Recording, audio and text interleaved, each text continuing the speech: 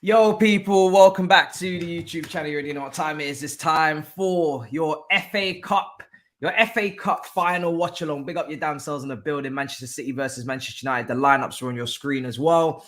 Wow, what a big game we've got in store, man. This is going to be insane. I can't lie. Neutral perspective. I'm not really bothered who wins this. I'm not going to lie. I'm not really too bothered. If Man United do it, then fine, fair for them. They got their double. If Man City do it, they could do their treble. At this point, you know what I mean? I'm just here for the good football. Big up everybody in the comments. Let's see what's happening here. Lineups are on screen. Bruno Fernandes is out wide. Obviously, Martial was kind of confirmed as a late injury going into this game. I don't know what happened particularly with him, if it was training or what, but he's not in the squad. No Anthony as well. Looks like he's out as well. I wasn't actually aware of that before coming into this game. No Anthony in the team, but yeah, Bruno's out wide. So let's go through it. And we'll get predictions going as well. Let me just check if Anthony's got an injury, has he? Van der Beek, Martinez, Martial, Anthony. What's happened with Anthony, people? Where's Anthony? Why no Anthony? What's happened there? Because it's not showing up that he's injured on the app. But he did come off with an injury, didn't he? Yeah, he did come off with an ankle injury in the last game that we saw. So was it the last game of the season, or was it against Chelsea? Yeah, against Chelsea. Yeah. Fair enough. So that makes sense. Cool, no problem. Let me turn off this timer as well. All right, cool. No problem. So let's get into it. First of all, I'm going to get predictions actually just before we go through everything.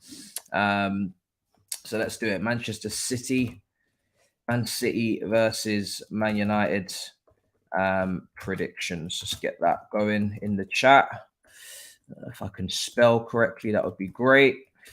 And then we'll move on to the lineups. There we are. All right, Man City. Oh, there can only be one winner.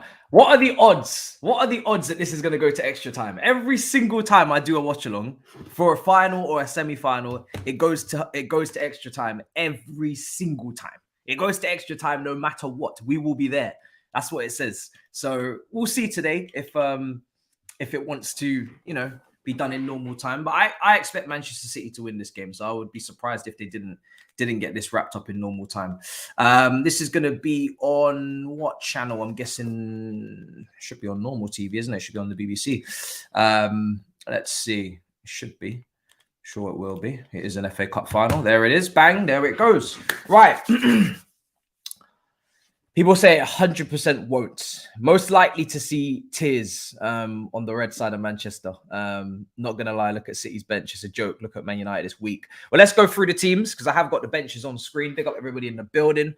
Make sure you smash up the likes if you haven't already.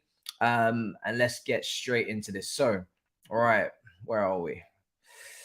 Perfect. Okay. So on the left side, Ortega starts for Manchester City in goal. He is the cup goalkeeper. So it's not really a surprise there. Pep sticking to his word, I guess, with the promises made to the backup goalkeepers. I think it was, I like to call him Zac Efron. Zac Efron was doing the same last season. He was starting in goal in all the cup games, even when they got to finals of Carabaos, etc. Against Tottenham, he still started. Kyle Walker, Stones, Diaz, and Akanji are in that defense. So in my head, I'm thinking, right, Stones is going to go into the midfield with Rodri, and it will be Walker, Diaz, and Akanji left side of that back three. Rodri playing in alongside Stones. It's just the way Man City have kind of lined it up in their graphic on Twitter. De Bruyne, Gundogan ahead with Bernardo on the right, Grealish on the left, and Haaland up top. And then on the bench, we have Ederson, we have Phillips, Ake, Laporte, Alvarez, Mahrez, Foden, Palmer, and Rico Lewis. So it's a very, very quality. It's a quality bench. Let's be honest. There's no. Is anybody missing from there? No. Actually, no. It seems like pretty much everybody's available. Maybe there is someone missing, but it seems like everybody's available to me. Unless I'm missing someone, forgetting someone, maybe. No, can't think. Very, very strong bench. Very, very strong bench. So I can see why you're panicking, Man United fans. That is as good as it gets really for Man City outside of the goalkeeper. For Manchester United, we have De Gea in goal. Wan-Bissaka, Lindelof, Varane, no Martinez out injured, Luke Shaw, Casemiro, Fred, Eriksen, Fernandes, Sancho, and Rashford. So no Anthony due to the ankle injury, no Martial injured as well. Garnacho on the bench with Alanga, Weghorst, Pelestri, McTominay, Malacia, Maguire, Dalot goalkeeper, is Butland on the bench as well. So a couple of players missing for Manchester United, quite a few players missing for Manchester United in terms of strength in depth. People are predicting already in the chat that Fred will be booked in this game. Fernandes goes into that front three, playing on the right. We saw him play on the right for Portugal. He's played a few times there for Manchester United. Obviously, Ten Hag wants to have Fred in midfield to track runners alongside Casemiro, and then Eriksen is still there to play those passes, progressive passes into the forwards as quickly as possible. Rashford starting up top. Interesting. Bench is, yes, it's weak. I think Pelestri's a good player, first of all. When I've seen Pelestri come on, I've been quite impressed. I think he looks like a decent young player, but certainly up against, the Mahrez's and the Fodens, it's not the same. Alanga, just average for a Man United team, not good. Garnacho, again, very impactful off the bench. I think he's really good coming off the bench. So he actually, in one of these derbies, was it at Old Trafford? He did change the game coming off the bench, I think, and had a hand in one of the goals, I believe. Weghorst up. Yeah, let's just move on. Weghorst, yeah, not good. Maguire, not good either. So, yeah, it's a weak Manchester United bench in comparison. Asensio's going to PSG. Yes, he is. I'd expect Man City to be winning this quite comfortably and quite comprehensively. But we shall see. Maybe there's a shock in here, but I would be surprised. So I'm going to give you my prediction in just a second. Let's go through the super chat as well here. I still can't sleep knowing that Kai Havertz to Madrid links are true. I'm more than happy with... Jesus, you're doing a lot, but thank you, Madrid. Big up, brother, for the super chat. You're very excited. Clearly, you're doing a lot in there. Man's very excited for the potential transfer. Listen, a bid still has to come in. I think Harry Kane is the first choice for Madrid, according to reports. But we shall see. we shall see, because Harry Kane to Real Madrid is a big deal to do. Obviously 1 year left on the contract. Harry Kane, would he want to leave England as well with the record of Shearer to chase? I have a prediction that it's more likely he'll go to United, but if he was to reject Madrid, that would speak volumes a little bit. I'm not going to lie. Kind of insane, borderline insanity if he was to reject Real Madrid. And I'd still have a part of me that would be shocked if he did so. But yeah, hopefully he does, because then Kai Havertz obviously goes to Madrid. But you have to ask yourself as a Chelsea fan, what do you prefer? Do you prefer Kai Havertz leaving to Real Madrid and we get him off the books? Or would you prefer Harry Kane going to Real Madrid and therefore not going to probably Manchester United? So do you either give Kane to United and give Havertz to Madrid, or do you give Kane to Madrid and just keep Havertz? Tell me, what do you prefer? Okay, let's see. So my prediction for this game is, I think, what did I say? Did I give a prediction on the Big Six? I'm pretty sure I did. I think I said 3-0 to Man City. I just think if they play their A game today, then it's a long day for Manchester United, to be honest. Obviously, Man United are going to come and be very much pragmatic, and they're going to try and sit a bit deeper, and they're going to maybe try and soak up the pressure and hit them on the counter. But if Manchester City just get that one goal and Man United have to open up, then that's when it becomes a little bit of a problem. Maybe a bit of a basketball game, and we know who's the more clinical, ruthless team in the final third. It's not even a competition. And to be honest, when we played Manchester United there, the other game at Old Trafford, not that Man United maybe were playing at their full capacity. It's a Premier League game. They only needed a point to qualify for Champions League. We were obviously horrendous, but Man United did give us a lot of chances in the first half. They did give us quite a few chances. They were quite open in moments, and you can't afford to be like that against Manchester City. Probably not fair to kind of take that game and put it into this one, because A, it's a different occasion, it's a derby, and they're going to be way up for this, and B, they're not going to come at us with the same full throttle in terms of attacking as they would against Man City. They're going to be a hell of a lot more respectful, and rightly so, and they're going to be a hell of a lot more pragmatic and defensive. So I don't expect to see the same gaps for Man United. If the same gaps appear, then long day. But there is a different team out there. There's a couple of changes to that team that played against Chelsea. So let's see what's going on. You told me to invest in those Agate stocks. I see you. As a Man City fan, I could see Fred man-marking De Bruyne for the whole 90 minutes. I remember when they used that tactic, or Ander Herrera marking Eden Hazard for an entire 90 minutes at Stamford Bridge. And to be fair, he did actually do a decent job. So I'd be surprised if they didn't do that. Fred is in the same channel as De Bruyne on that left-hand side.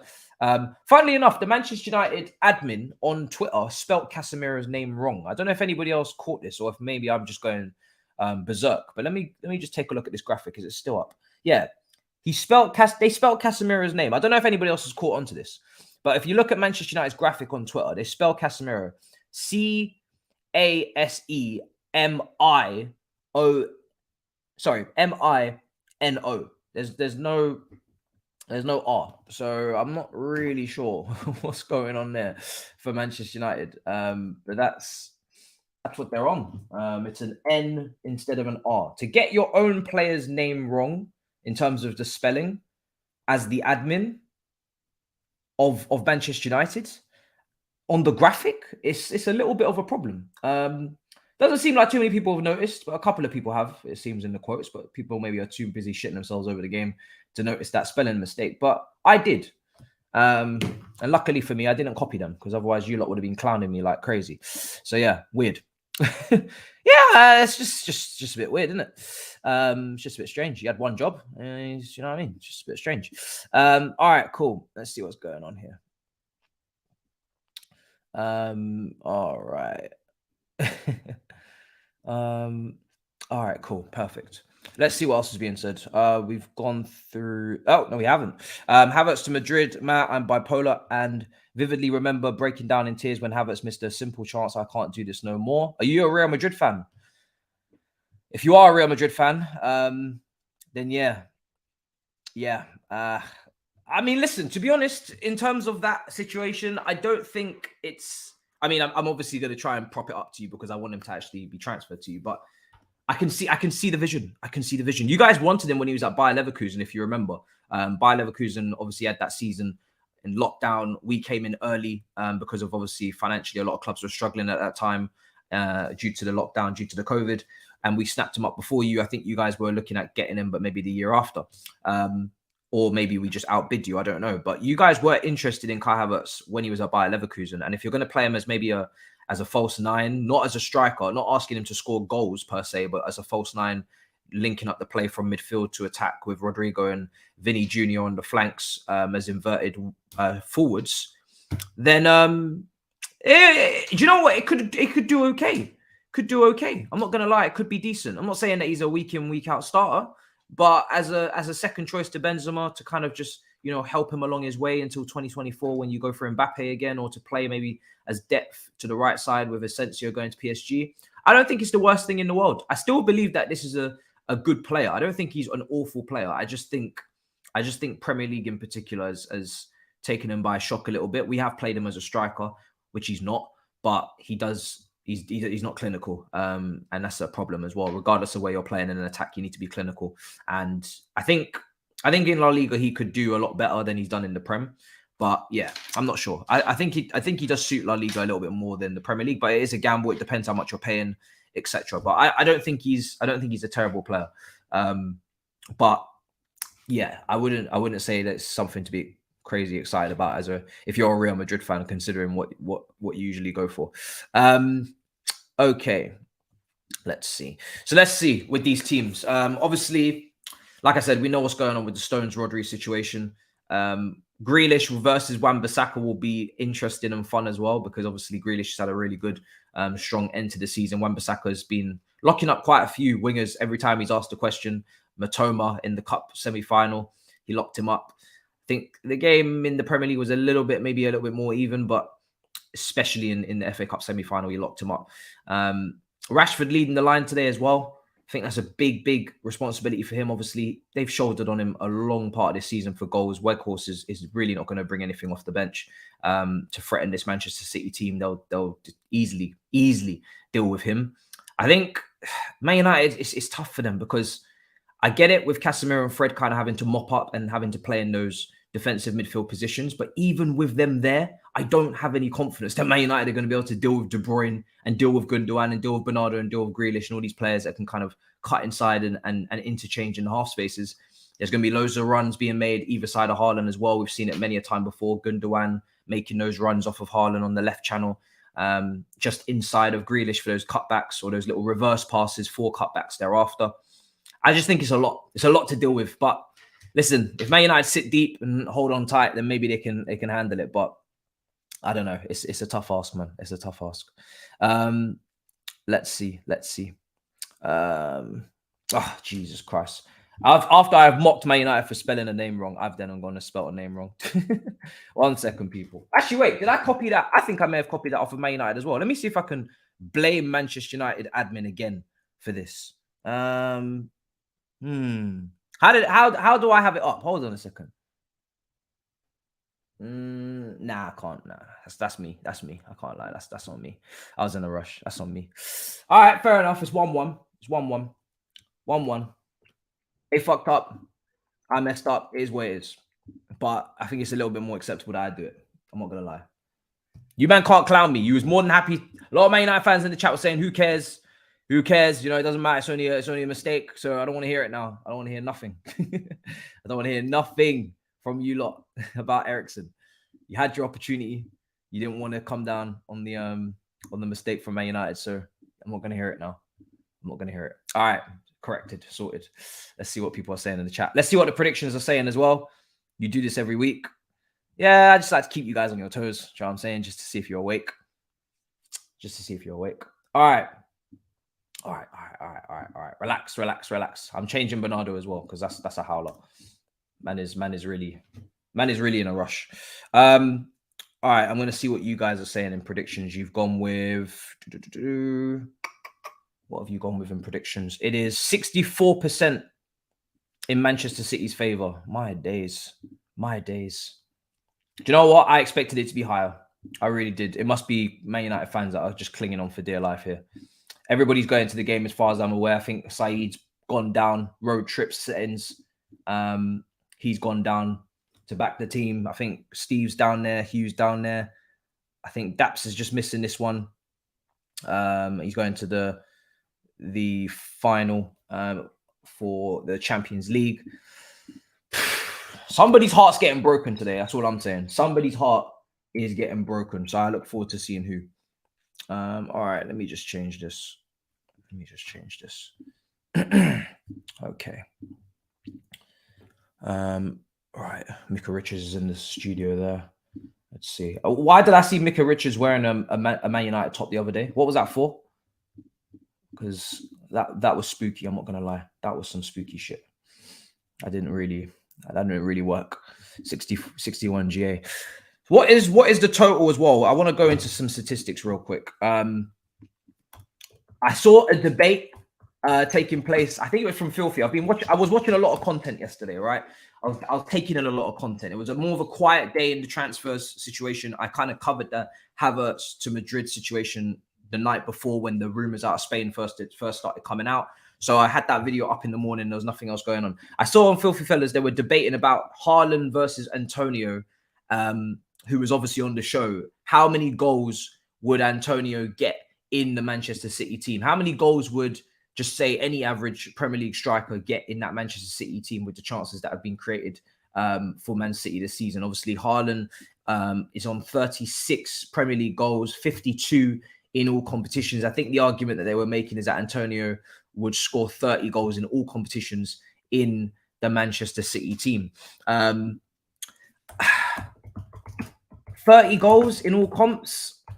For me, I think it would be under that. I think maybe 25, but I think 30 is a bit of a stretch. But do you see why this argument for me is a little bit, it needs to be a little bit kind of adjusted, right? If Antonio played for Manchester City, the reason why I don't think he'd hit 30 goals is because consequently, due to his finishing and his drop-off in quality, just overall, in terms of, finishing and just hitting the heights that Haaland's hit, he's therefore not going to start the games Haaland starts.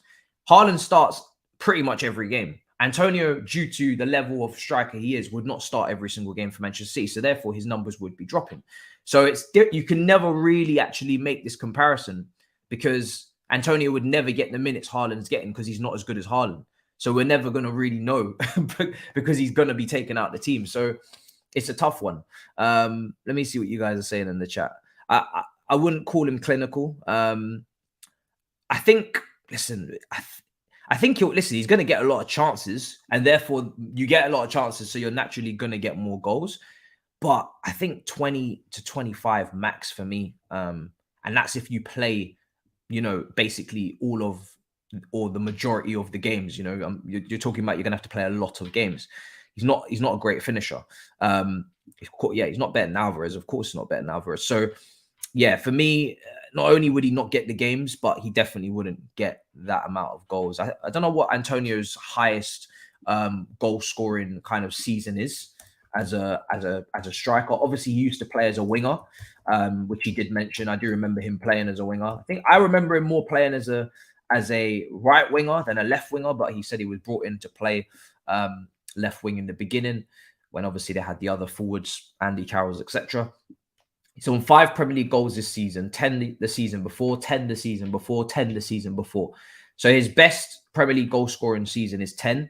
Then there's a couple of 9s and 8s from way back. But basically 10. 10 is the best he's hit.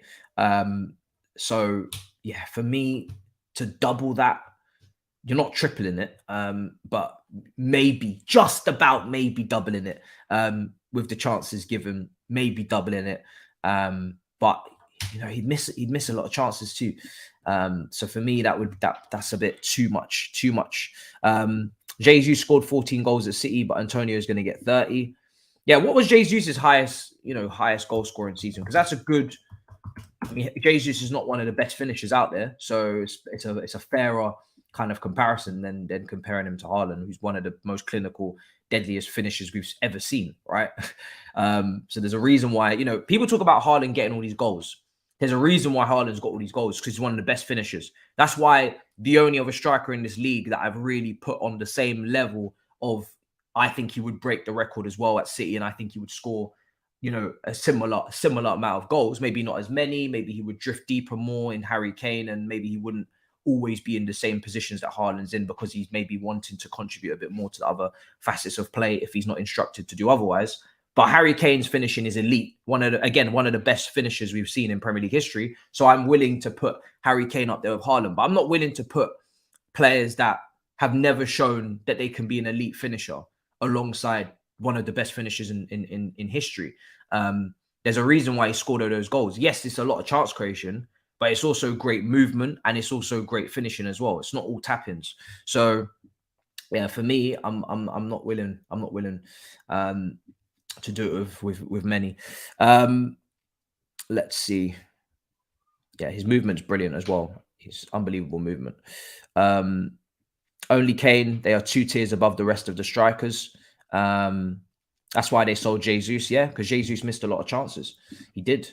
And Sterling missed a lot of chances as well. And a lot of Sterling's opportunities in the back post were quite a few tap-ins, obviously, but he did also miss chances as well. You can miss chances at Man City, and we will notice. You know, it's not something that doesn't happen. Let's see. I'm trying to see what's Jesus' highest kind of goal scoring season. Let's see if we can find it. This season he has 11 goals. At Manchester City, it was 8 goals, and I'm going backwards, obviously. 8 goals, 9 goals, 14 goals, 7 goals, 13 goals, 7 goals for Jesus. Now, to be fair to Jesus, he did sometimes and quite often play out wide, so he didn't always play up front. So that's something that I'll put maybe slightly in his favor with those numbers, is that he didn't always play up as a striker. And there's a reason why he didn't always play as a striker, is because he didn't finish well enough. And it's the same applies to Antonio. So they're just never going to get the minutes in this position like Haaland would. Okay, so let's see what else is being said. Sorry, we already read that one out. Big up though. And yeah, we've gone through that one as well. Oh, you're a Chelsea fan. You've never rated him. Fair enough. I thought you was a Madrid fan for a second. Why do you think he was shoved out wide? Exactly. Yeah, exactly. United's bench is something that everybody's laughing at the moment. It ain't easy. I'm not going to lie. It ain't easy. The only player I can see changing the game of this magnitude is probably Garnacho. Maybe Pellistri, because like I said, I have been impressed with Pellistri when I've seen him come on a handful of times. But there's a lot more weight on that with Garnacho than there is Pellistri. So I'm not saying that Pellistri is of the level to come and change a game of this magnitude, but at least there's hope. Not for Elanga and Weghorst. For me, there's no hope there. Even McTominay. If you're from an attacking sense, I can't see it. So yeah, my prediction is 3-0 to Man City. I'm not gonna lie. City are just another level. They are, and this is gonna really sting for United, because if they do lose this, it's done. Like, it's out of their control, and the treble is all in and decided in Istanbul. And I personally believe that they're gonna beat Inter Milan in Istanbul. I can't see how they don't, man. Like, I know Inter Milan will put up a good fight. They'll probably do similar tactics to Manchester United and try and be defensive and try and, cut off the passing lanes and, sit deep. But it just doesn't matter, because the thing is with City that they've done this season, now that they finally got going and now they finally clicked into gear, if you sit back against Man City, it's still the same playmakers that you're dealing with in De Bruyne, that you're dealing with in Bernardo, in Gundogan, in Grealish, in Foden when he comes on, in Mahrez. They can still unlock low blocks. It's not like Man City have forgotten how to do that. They're still brilliant movers of the ball and still brilliant passers and still fantastic from a creativity standpoint. But now, when you come on to City, they always had some options, in behind Jesus, Sterling, but now it's Haaland. So if you even step too high up against City, they'll just hit you on the break. They'll just hit you on the transition, and you got one of the quickest, strongest, deadliest strikers in behind in Haaland, who loves running into space. So they've got you both ways now. And Manchester United, I just don't know. I don't know. I couldn't think of a plan on Battle and North for them. I can't lie to you. I couldn't think of a plan. I think this is similar to what I would have gone with as a lineup. I think Sancho kind of has to start, because there's not really any other option because of the injuries. Not necessarily that I think this is the kind of game where you definitely want to start him. we all know Garnacho is better off the bench than he is starting. So Garnacho will stretch defenders if Walker is out of place. Him and Rashford could eat. Yeah, but Garnacho's on the bench. When Garnacho comes on, is the game going to be over by then? That's the problem. By the time Garnacho is ready to come on, this game could be out of sight. You know, if it's 2-3-0 by then, it's not going to matter. So if they can hang on up until that point, then fair enough. But if they can't, then long day.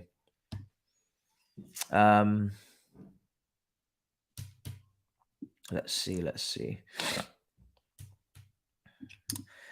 I can't really imagine it because it's just, in my opinion, not going to happen. I don't know if he's been starting recently, but he's always usually on the bench, and Edin Dzeko starts ahead of him with Lautaro Martinez. If that changes for the final and they bench Edin Dzeko, then fair enough. But I wouldn't expect that to happen. That would be kind of out of nowhere, even though his form's picked up. Kai has scored 7 goals in a bad year in the Prem. Antonio High is a 10. Kai's never had a good year. You know, you're saying it's a bad year for Kai. Kai's never had a good year at Chelsea. So that is not Kai at his worst. That is Kai. Full stop. Kai in his first year got 4 goals in the Premier League. Kai in his second year got 8 goals, and Kai in his third year has 7 goals and 3 assists, 1 assist. I've been having a lot of arguments and debates about Kai Havertz on the TL, and I get it, right? We've played him as a striker because of Lukaku, because of Aubameyang, and we know he's not a striker because he's not clinical. And even though he played there for lockdown in Bayer Leverkusen, we all know that he was also known as a 10 or a floater and a creator, but those numbers are disgusting. Those numbers are actually horrendous. And I don't see, when I watch Kai, or I see Kai do his press releases or his interviews and his quotes come out, I don't see this burning desire inside Kai to fix these numbers. I don't see this burning desire in Kai to up his game and actually play like an elite level player, like one of the best young players in the world. I don't see that from Kai. Kai seems to be very happy with what he's doing. Doesn't seem to be critiquing himself too much, at least publicly. Seems like, you know, you guys know exactly what I can produce. You should know by now what I can do. I can play in all types of positions. So if you could play in all types of positions and you say publicly you can play in all types of positions, and I don't mean, there's a difference between saying you're willing to play in all positions and saying you can play in all positions. Saying you're willing to do so for the team is just being a team player and doing a job. We know that players will do a job for the team. They're willing to play in other positions. You've got to pick your words carefully. And you say that I can play in all these positions in the forward line, then I'm assuming that you can play, you can produce in all of these positions. You are versatile. You know, say where you say to Bernardo will probably say to you, I can play. I can play in midfield. I can play as a 10. I can play as a right winger, because he knows he can produce in all of these positions. Sane will tell you, I can play at left wing, I can play right wing, because he knows he can produce in both of those positions. If you're saying you can play in all these positions, you have to produce. And he's not producing. So if you tell me you can play as a 9 and then you don't produce as a 9 and you have the worst XG in terms of underperformance in the league this season, you have missed more chances than you should out of everybody in the league. That is a poor season once again for the price tag paid, for the hype given. And that for me spells the end of your Chelsea career, because we can't afford to be playing the what if game every single year with these players. Wasting valuable time, because there's a lot of players that play out of position, like Gundogan, for example. Gundogan played up front away at Anfield and bagged in 2 goals. How did Gundogan, who plays as a 6, as an 8, as a 10, then go play as a false 9 and still bang in 2 goals without response? You know, this guy Gundogan, just when you call upon him to do a job, he'll do it. He can. So there's a lot of excuses being made. Jack of all trades, master of none does definitely ring a few bells. And yeah, I just think to myself, if you're that good, you will do a lot better than you've done. There's a lot of excuses, and some of the context definitely holds weight.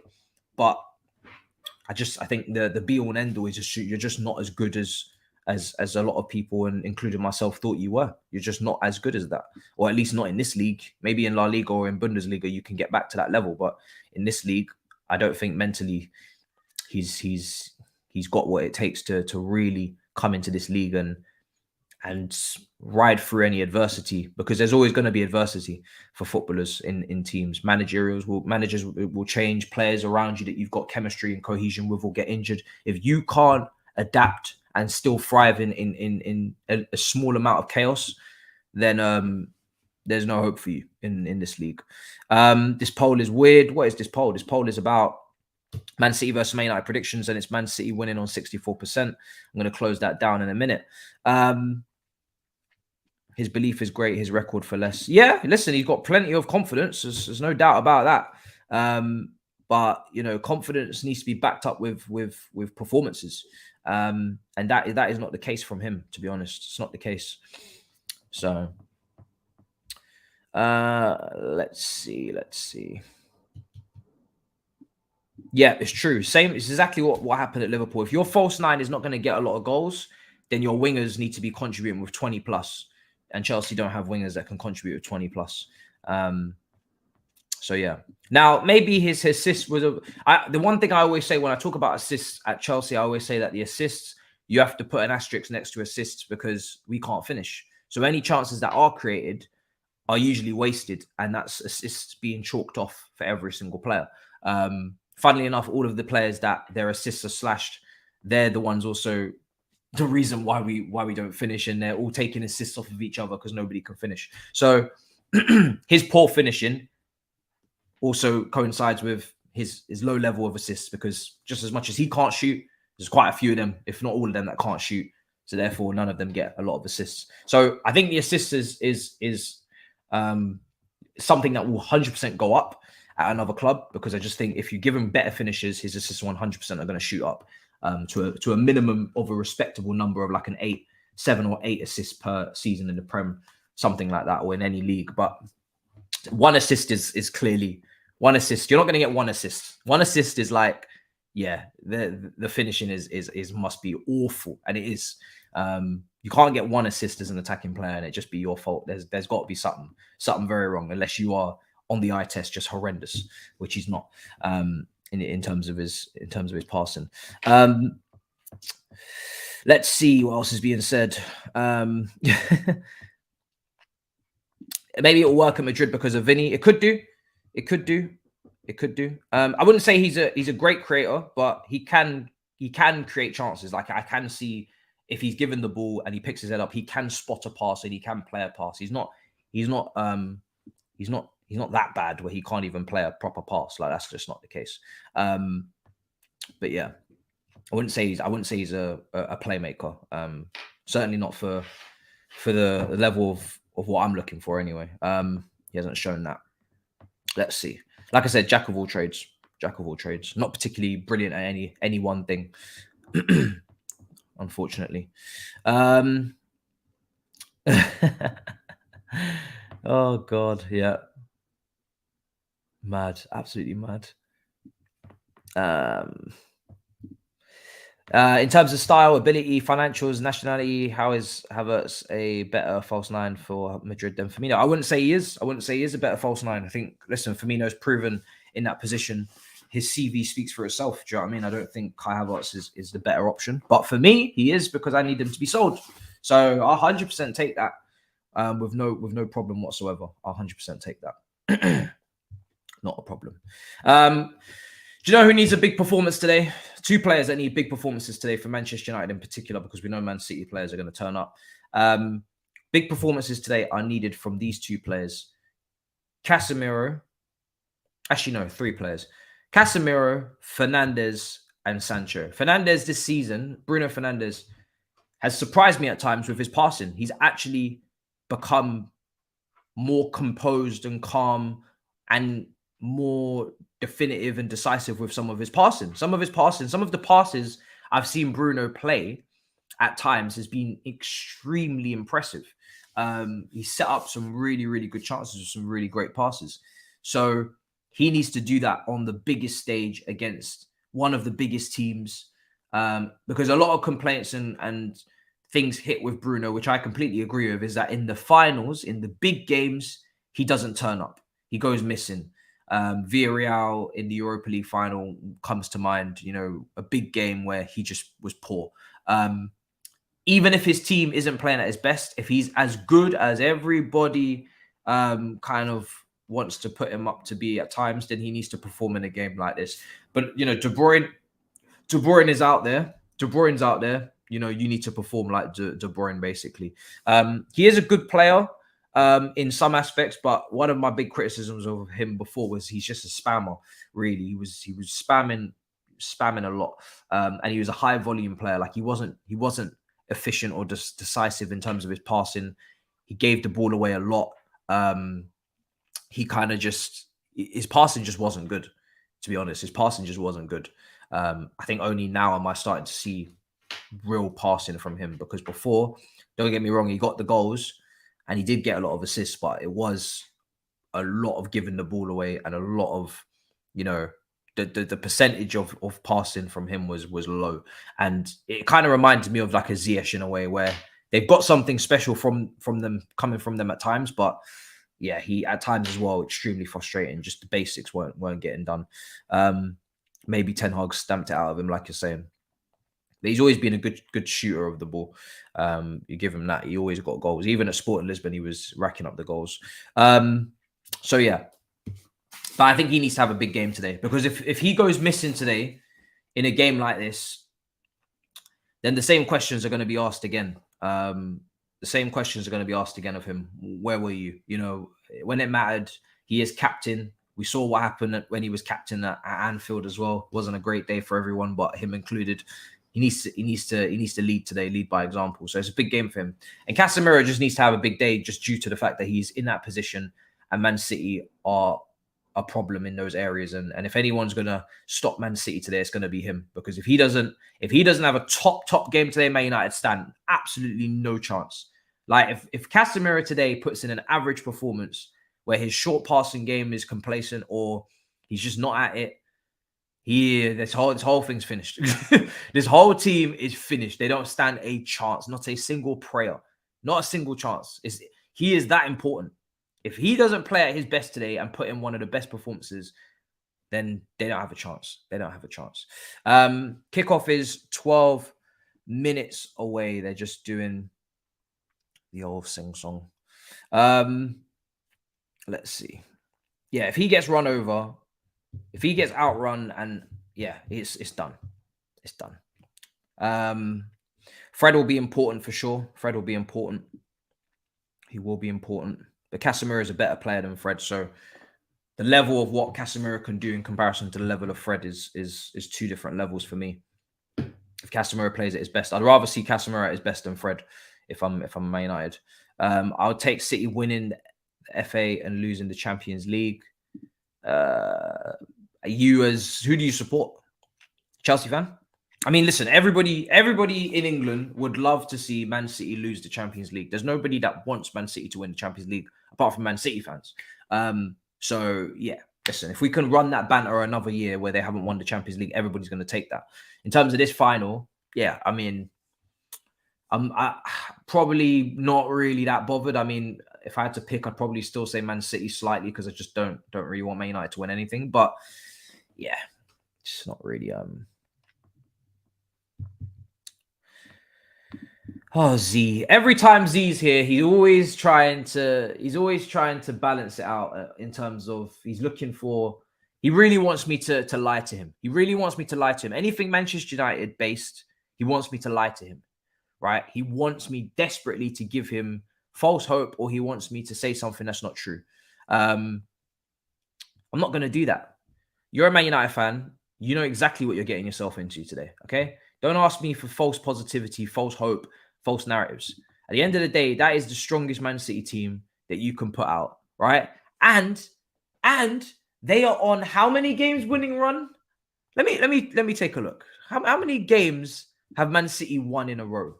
For me to be telling you what you can do to them, apart from a little bit of pace from Rashford. Not that Manchester City are getting caught in transition anyway at the moment, because against Vinicius, who's a better player than Rashford, they actually dealt with him fairly well. You know, he's limited him to quite few chances with Kyle Walker. So just putting that to the side, putting that out there. Man City have won. Well, sorry, they lost against Brentford. They drew against Brighton. Obviously, these games were meaningless. They're not going to play how they played in those games. They don't have the same team selection.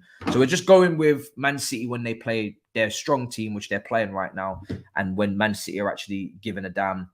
They went on a very long winning run of how many matches was it in the Premier League? Ever since, Lord heavens, we're going back. We're going back right now. Whoa. February. Okay, back to Nottingham Forest. Nottingham Forest won, Man City won, then the draw against Leipzig, which I covered here as well, where they really should have slapped them, but they didn't take their chances. So then they beat Bournemouth 4-1. Then they beat Bristol City 3-0. They beat Newcastle 2-0. They beat Crystal Palace 1-0. Then they beat Leipzig 7-0. Then they beat Burnley 6-0. Beat Liverpool 4-1. Beat Southampton 4-1. Then beat Bayern Munich 3-0. Then beat Leicester 3-1. Drew with Bayern Munich away. Again, basically controlled the match, but, you know, at least a draw has come from somewhere in this run. 3-0 against Sheffield United, 4-1 against Arsenal, 2-1 against Fulham, 3-0 against West Ham, 2-1 against Leeds, 1-1 against Madrid. Again, Pep, as we can see in these away games, he's actually been quite calculated. Fair play to him. He's done proper jobs at Bayern, at Real Madrid. 3-0 against Everton, 4-0. So when the shackles are off, right, when Man City are done fucking around away from home, when they've done their job, they take them back to the Etihad, they slap up Bayern Munich 3-0. That was the first leg. Second leg, they just drew 1-1 because they just wanted to see the game out maturely. They draw against Madrid, and then when they want to unleash, which is what they're going to do to you today, when they want to unleash, they go 4-0 against Real Madrid, right? And then 1-0 against Chelsea, many changes. Please tell me, you tell me, what the hell are you going to do to them?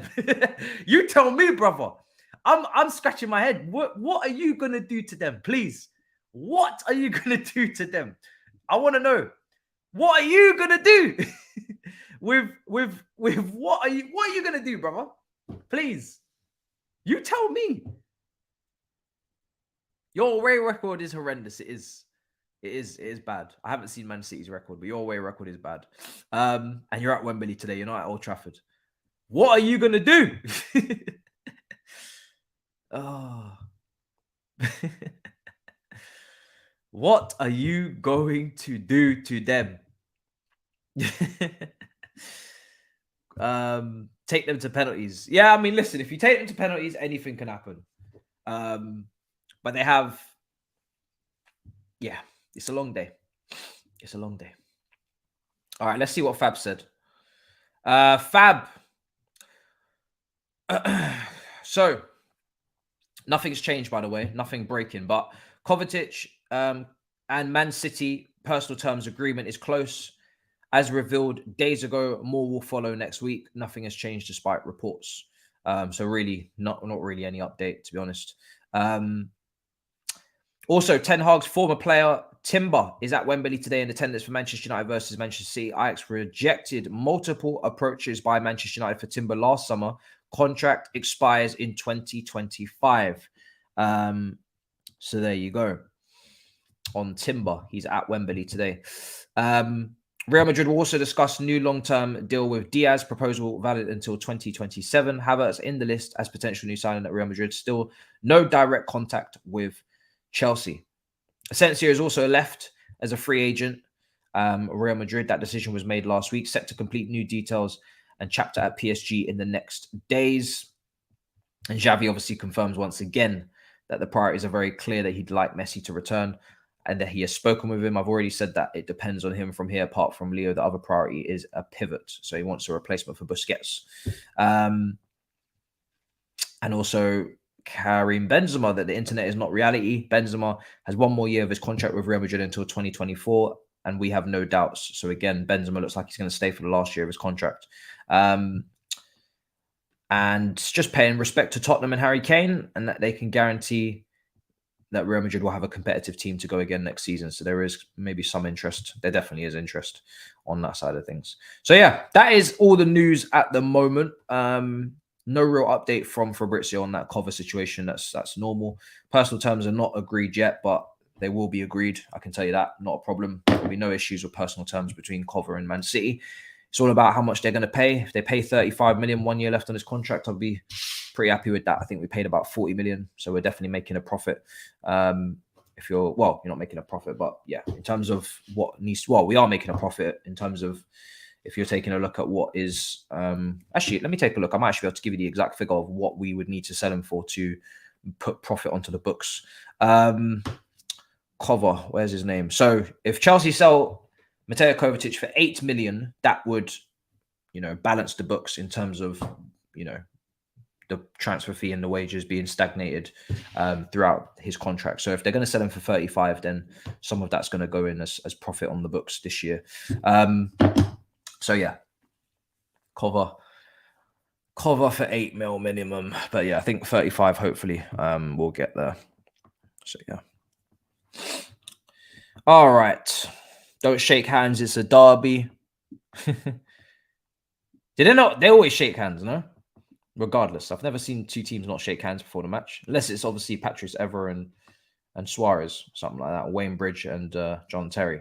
Then obviously there won't be any handshake. But most of the time they always shake. The beautiful game is gone. Let's see. Yeah, Edson Alvarez is going to be going to Dortmund, it seems. So Chelsea have not firmed up any interest since the summer. I think they believe they can get a better player now. That was more of a deadline day move.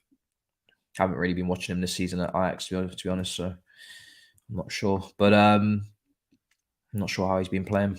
Prince William, yes, he's there. He is. He is there. He said, we will be there. We will be there. Okay.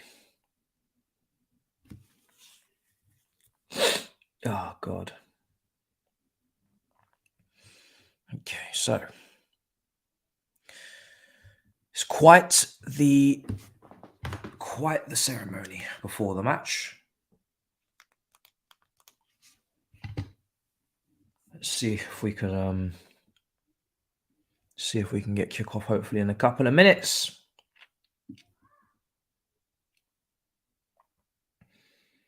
All right. Smash up the likes if you haven't already. Big up. Yeah, it's on the BBC. It is on the BBC. I don't know if is it on ITV as well. So it's on both. Okay, fair enough. It's on both.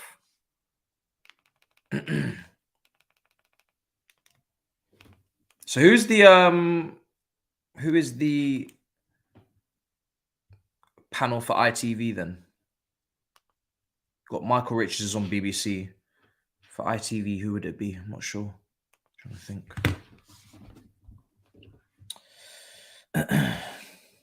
Oh, hell no. Man said sing the anthem. Let's see what's being said here. Yeah. Oh, bro. If I speak to you about Chelsea recently on Wembley, it'll make you sick, honestly. The stadium last season scarred me. And probably multiple seasons before that as well. I mean, Man City under Sarri, wasn't it? You know? And then you've got Leicester. And then you've got Arsenal at the FA Cup as well. And then you've got Liverpool twice. I mean, it's just absolutely horrendous. Losing every single one of those is just mad. We could add 5 more domestic cups. 3 FA Cups, 2 Carabaos. Fine, you're going to lose a couple. But Lord heavens. Ian Wright. Okay, fair enough. Kind of strange that he'd do ITV when he's on Match of the Day, which is on the BBC. You'd expect him to be on the BBC then for the FA Cup. But yeah, I don't know how these contracts work. It's a bit strange. You find that's a bit odd, isn't it? Like, he does Match of the Day, so you'd expect he'd be across all BBC Sport. So then when they do FA Cup, he'd be on them as well. But for him to be on ITV is a bit odd. I don't know.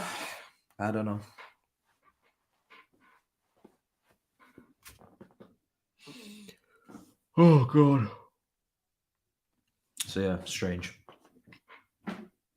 Very, very strange. Yeah.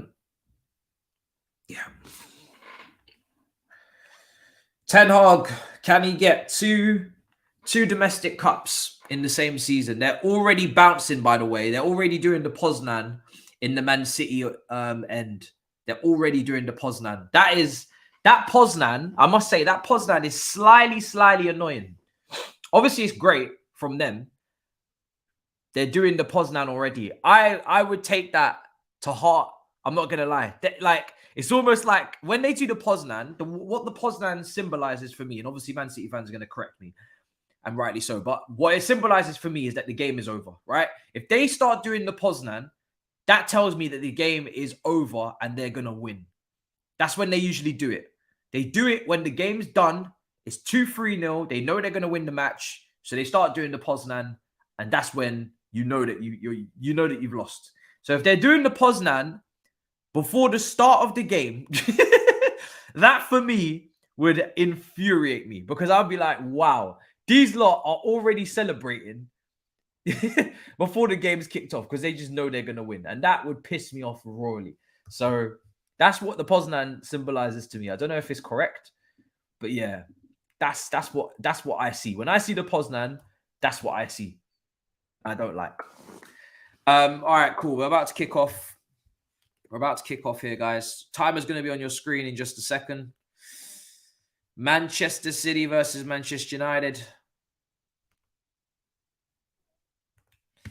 I'm ready. And we've kicked off all the way back to the goalkeeper. There we go. Man City coming forward. Here's De Bruyne. Ah!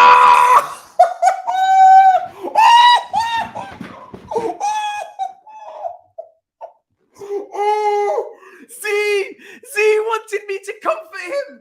Z in the chat was telling me, give me some hope. He was telling me, why don't you talk about Man City's weaknesses? Inside 15 fucking seconds, you're 1-0 down, Z. You're 1-0 down, and you were telling me to give you some fucking positives. This is why I didn't bother give you nothing. This is why I didn't bother. This man wanted me to caress the crest of Manchester United. You just got calammed. You didn't get no caress, brother. Man City, you just got calammed. You just got pazammed. You just got destroyed 1-0 inside 15 seconds. Oh my days. What a shot from Gundogan, the same player we were just speaking about that can take the big moments and put the ball in the back of the net regardless of being a midfielder. Oh my days. Oh my God.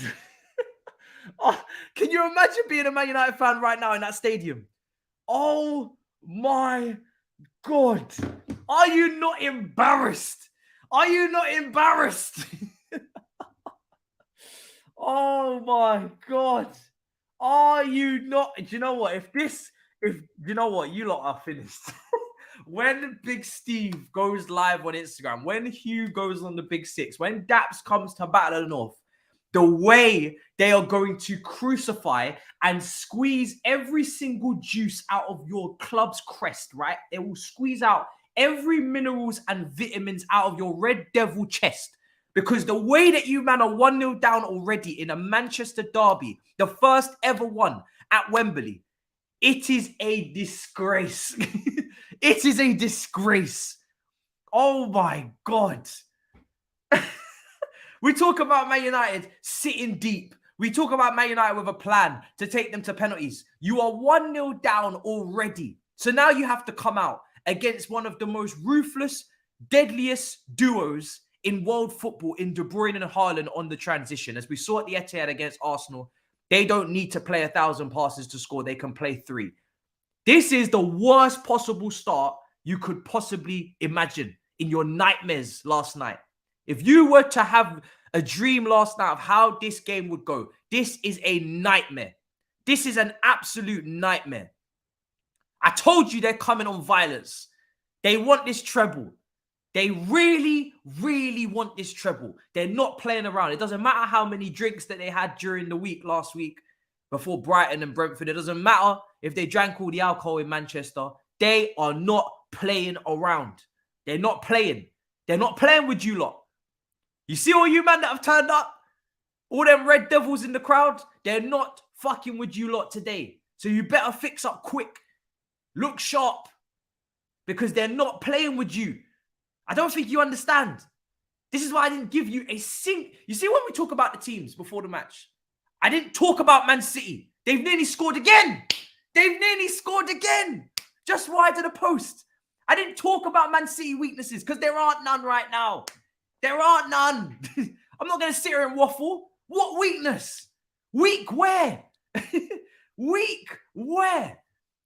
What weakness? Pep has tightened the ship.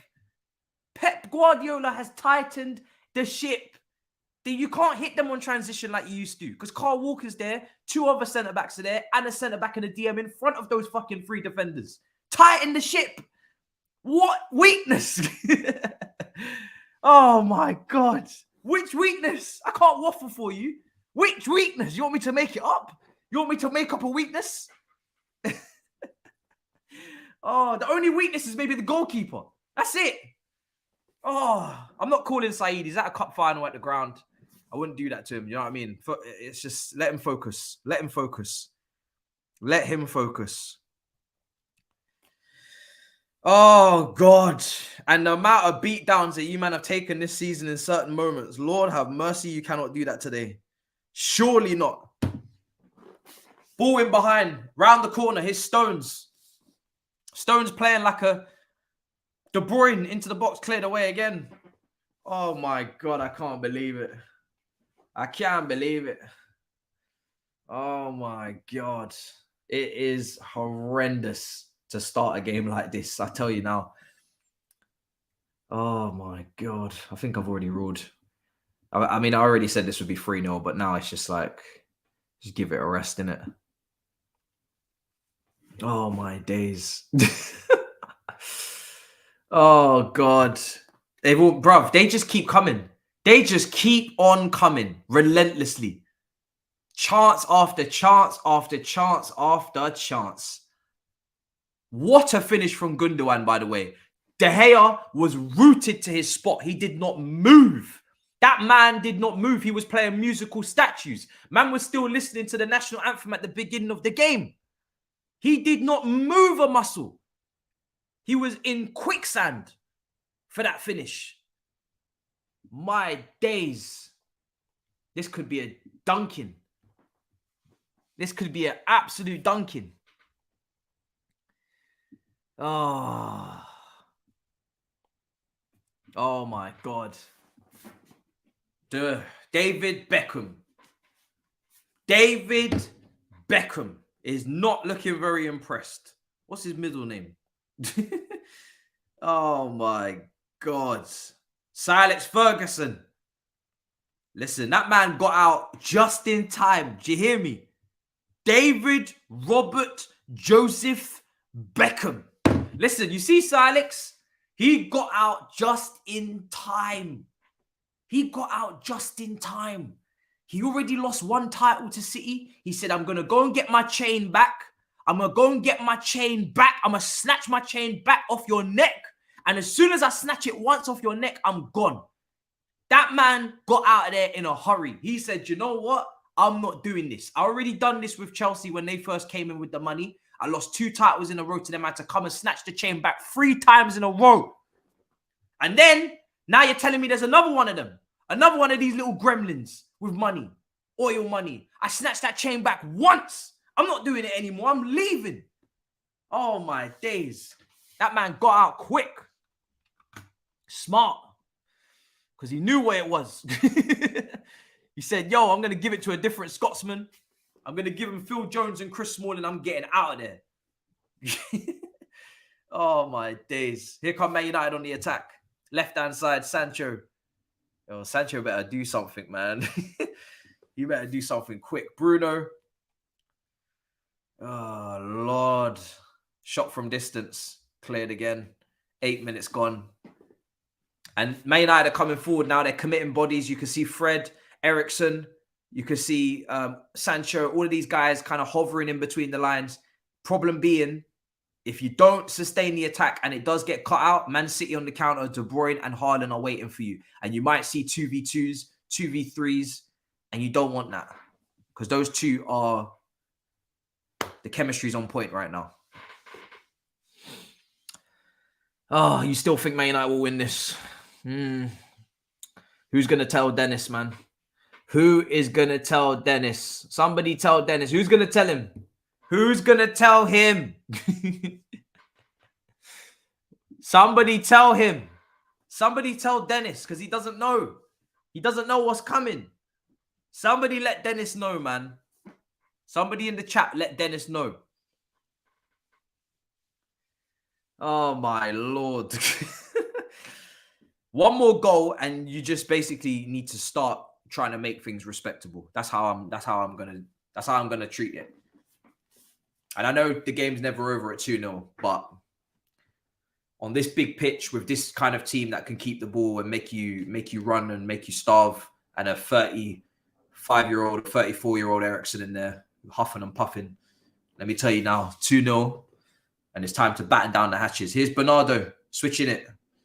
Under hit pass. Dennis the Menace. Oh yeah, you told me the poll was weird. Well, yeah, it is, isn't it? Look at everybody trying to scramble to get their votes in, man. I've ended that poll right now. Oh, dearie me. Long day. Long day. Dearie me, ladies and gentlemen. Huh? Lord of mercy. Yeah, I ended it on 69%. 10 minutes gone. Wow. Sometimes you just have to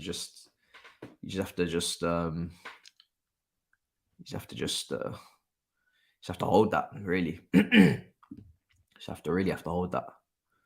It's not good. Lord of mercy. 10 minutes gone.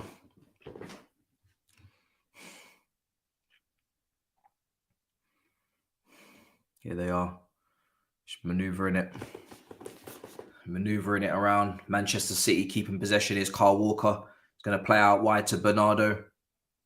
Back to Diaz. Kanji to the left of him. Jesus. This is not good. This is not good, man. Akanji, heavy touch. Very, very poor from Akanji, man. Very poor. Can lie down as much as he wants on that floor, but he messed up there. Heavy touch. Very heavy.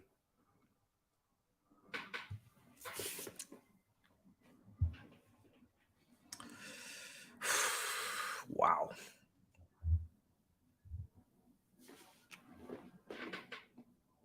Red card tackle.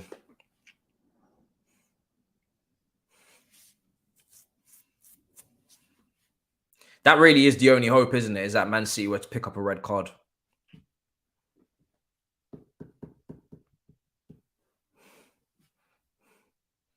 Akanji's just lost all control of the ball there and just gone diving in. It's a terrible, terrible tackle. It's a terrible bit of play. Even before the tackle, it's just a terrible first touch. Horrendous.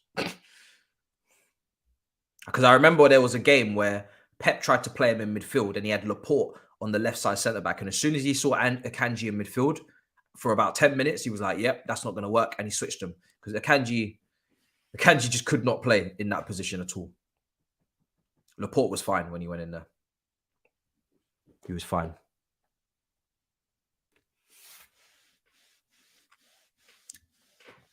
Oh.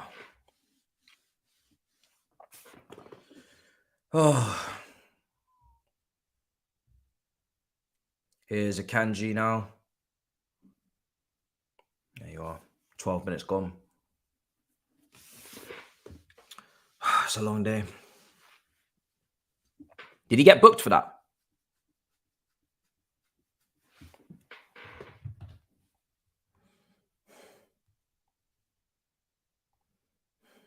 Let me see. Did he get booked?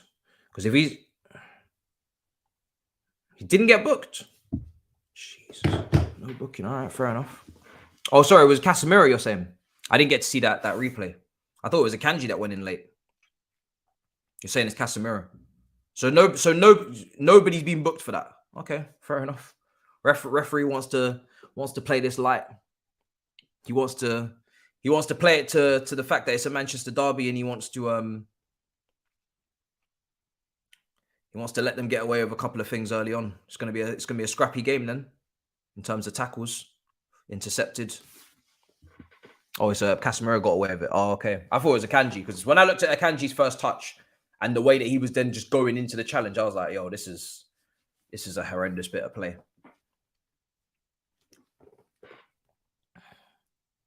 Oh, he stamped on the ankle, missed the ball. Here's Rashford. Puts it out wide. Sancho, Rashford, very, very tight spaces that they're trying to operate in right now.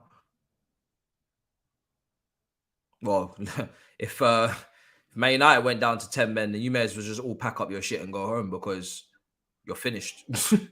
Very, very finished. Under those circumstances, it would have been a wrap. Would have been a wrap. I want to see a replay of that, to be honest.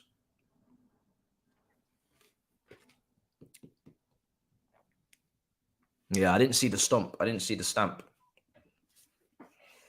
But I'm getting blinded by the day.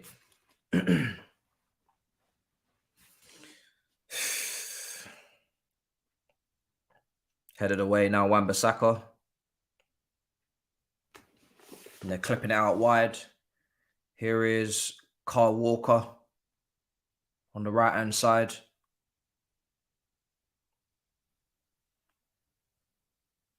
Here's Stones. Stones into Diaz.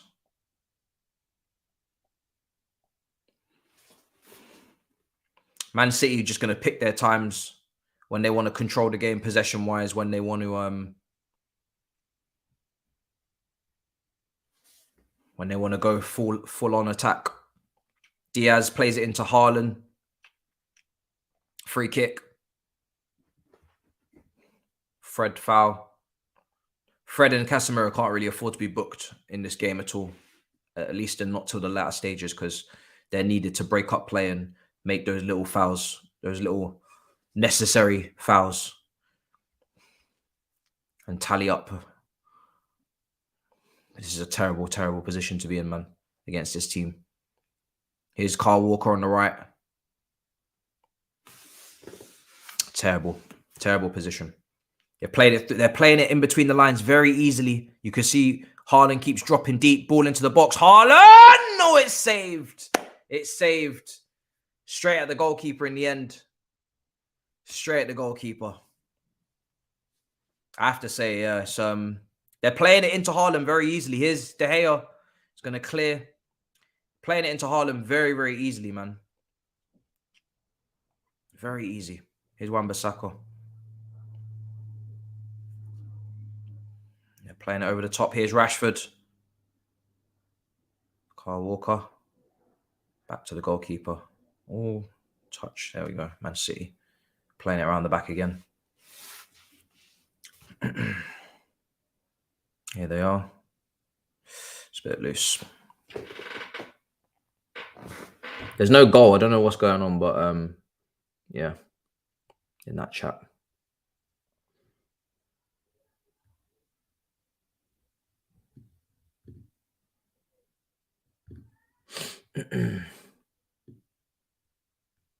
There's no goal. Just ban them. Yeah.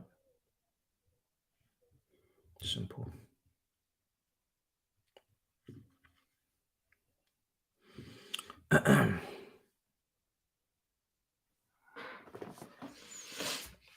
Here we are.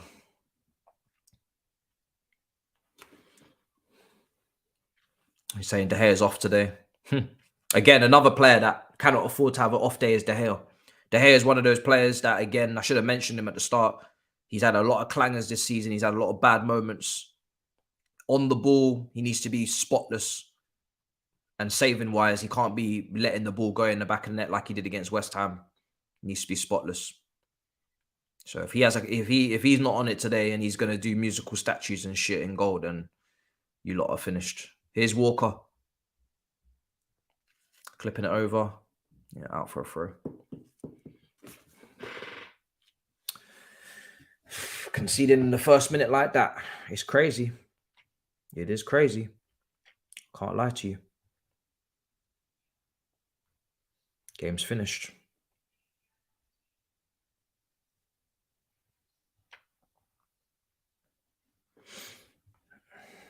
18 minutes gone. But yeah, Man City right now, just controlling the game. They've done the first step, which is get the first goal. They've done it early doors. They put the game right in where they want it. They can now just control the match and just pick their passes. And Man United have got to come out. They've got to press. And then they pick them off in the transition, clip it over. Here we are now. Haaland. It's exactly what they want to do. Free kick. Haaland, by the way, Haaland dropping in this game has been really good. I know when he made the transfer, people rightly so were questioning whether or not what he's going to contribute.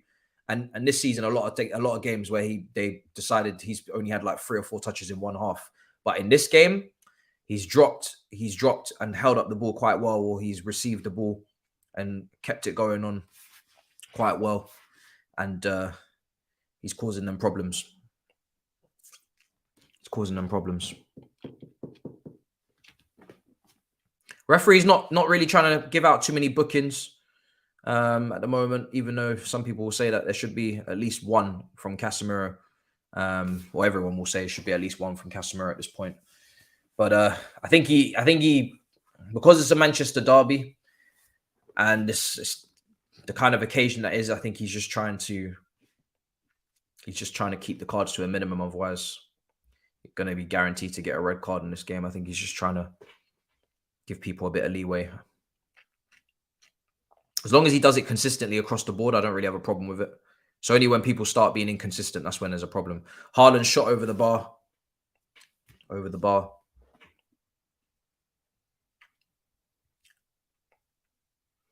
Again, really good hold up from Haaland. He turns the defender and gets his shot off.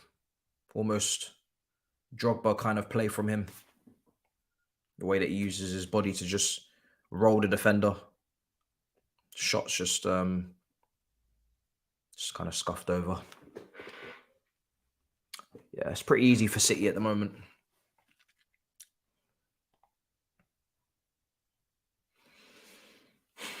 Pretty easy.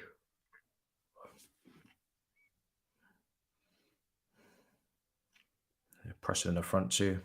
Here's Fred. They got straight into them there. It's tough. It ain't easy. It ain't easy.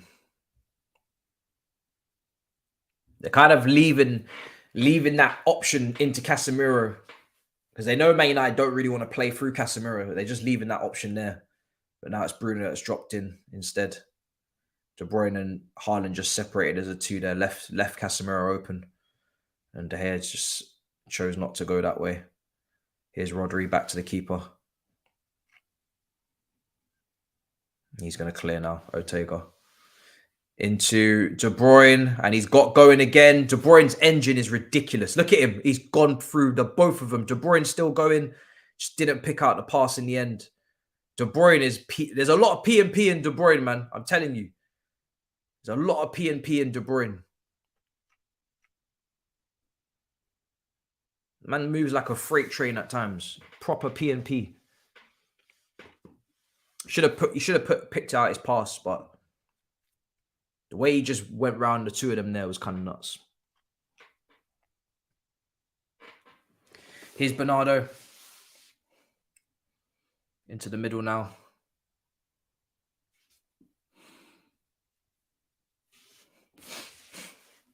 Kyle Walker.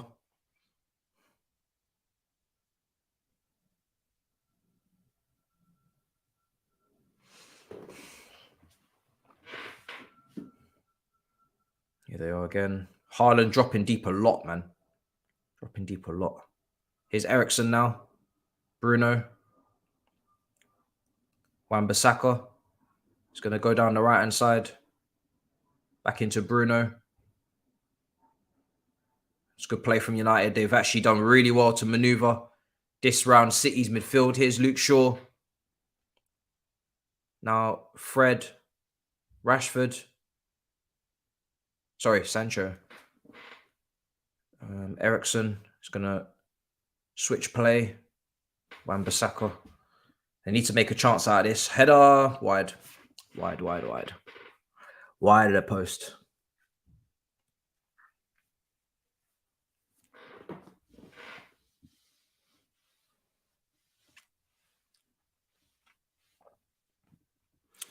Is the women's UCL final on today, is it?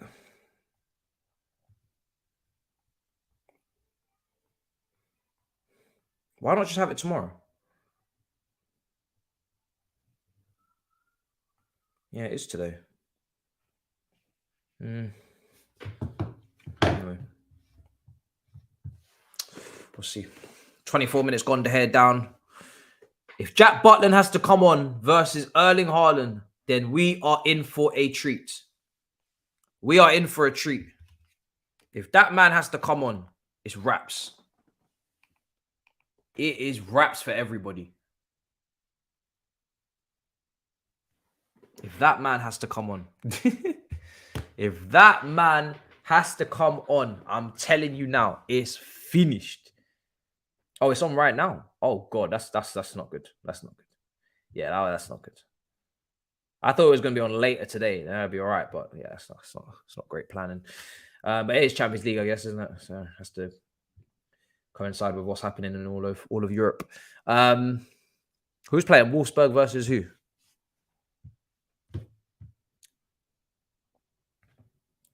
Wolfsburg 1-0 up.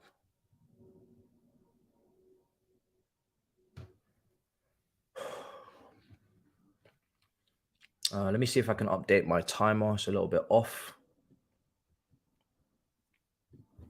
It's about 20 seconds off.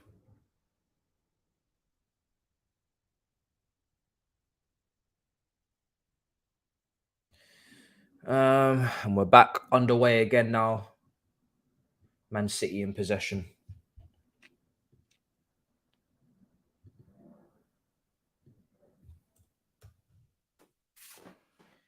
Akanji coming forward. He's overhit the pass. Akanji, man. This guy is not on it today. He's not on it. He keeps overhitting passes, over doing first touches as well. Very clunky today. I don't think he knows where he is, bruv. Someone needs to remind him he plays for Man City. Does that a couple more times, Pep will never see him again. He needs to stop overhitting these passes. Akanji must be confused. You think this goes to penalties? It doesn't. Spoiler alert, this is the first time where I'm doing a final and it's not going to go to penalties. It's just not. Man City won't let that happen because Man City's bench is 10 times better than Man United. So even if it did go to extra time, when the benches come on, that's where the game finishes. They won't let it go to penalties. Man City won't let this get to a 50-50. It's not going to happen. If anything, they're going to go 2-0 up before half-time, I think. Here's De Bruyne. Here's Bernardo. Here's Kevin De Bruyne with the shot from distance. Just wide of the post. Just wide.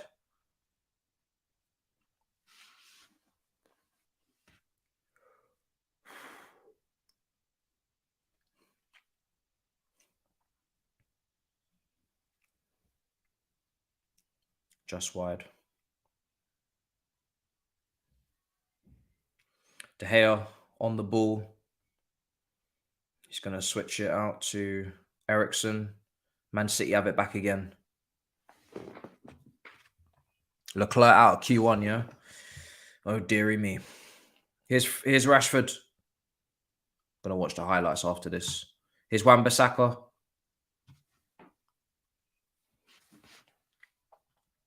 Here's Casemiro. Done well, Man United. They've done... Oh, no, it's not good. Here's Bernardo. Lucky. Almost had a 3-on-3 there.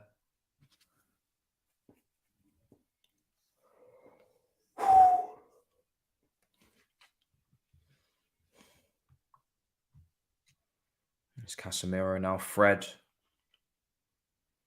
to Fernandez. He's clipping it in.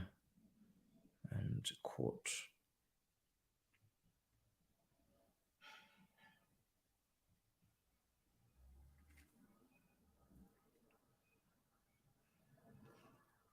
Here's John Stones now.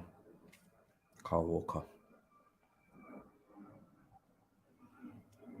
Left side. So, Man City back in possession again. Back in possession. Man United not pressing. No, they're not pressing. But they need to conserve their energy. They need to conserve their energy. It's probably better that they don't press right now. Oh, people are screaming penalty. What's going on? People are screaming in the chat. They're heckling penalty. Where is this coming from? I'm watching build-up play right now. Wait, what? Oh shit! Man just started doing this and said penalty out of nowhere. It's not even. I was waiting for some sort of attack or some sort of challenge. What's going on? What's going on?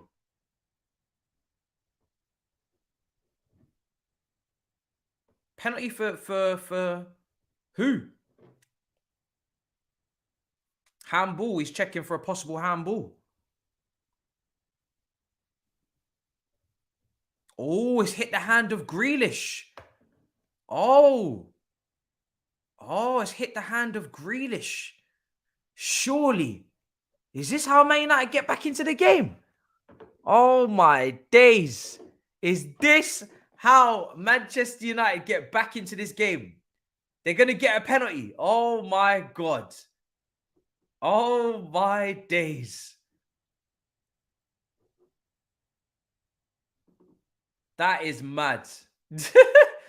That is absolutely mad. They're trying to make a spectacle out of it, yeah? Yo. That's insane. That's actually mad. Oh my God. I didn't even see that. Out of nowhere. It's like, yeah, penalty. You're going to give a penalty. Out of nowhere. Man United need this because it's the only thing that's going to get them back into the game is a situation like this. So they needed this badly. It's the only way. Only way they were going to get back into this game was a situation like that. Better score. Better score, you know.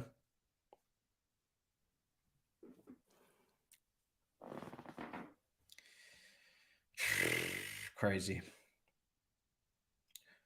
Man City better turn ruthless and start turning violent instead of trying to be nice about this game with their little passing around nonsense. Better start getting violent and vicious. So Bruno Fernandes is going to take this penalty. Is he going to score? Bruno Fernandes, he does score. He does score. 1-1. 1-1. Well. What do we have here? What do we have here? Crazy. Absolutely crazy. So random. Have they booked Grealish? They haven't booked him. Wow. 1-1. What? Didn't see that coming. Did not see that coming.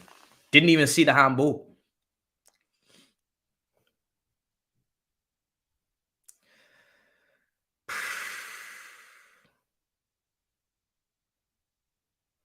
Mad. I think that's a bit crazy. I'm not going to lie. I'm watching the penalty back. I think that's a crazy decision. I can't lie. I think that's a bit mad. His hand is not in an unnatural position. He's literally jumping. You can't jump with your hands by your sides. And yeah, he's got no time to get his hand back out the way as well because they're jumping together. I think that's very harsh, I must say. And it's not like as if it hit in his hand has changed the trajectory or where the ball's gone. It's still going into the box. It's not like as if he stopped it from going in the goal. Like it's hit his hand and then it's gone wide or something. Like, I don't know. I think that's a little bit mad. I think that's a little bit mad. I think that's a bit mad. But anyway, especially because it's so late as well, the way they just gave it. And it wasn't even like in the moment straight away. They're just like 10 minutes later. Oh yeah, by the way, that's a penalty. Ball into the box. Oh, are they going to instantly respond? What was that from De Bruyne? What was he thinking? Way too close to the goal to be doing that. That little chip past. Put your foot through it, man. Could have had an instant response.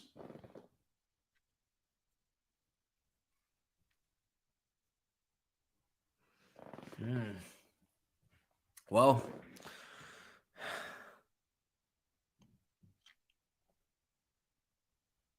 no card. I mean, yeah, it's a bit weird. But anyway, the Man United end is now smoke grenades and everything out there.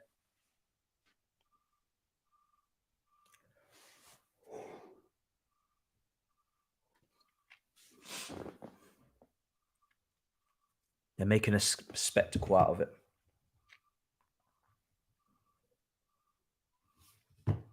"35 minutes gone. Wan-Bissaka.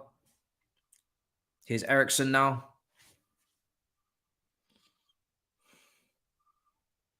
Now Luke Shaw out for a throw.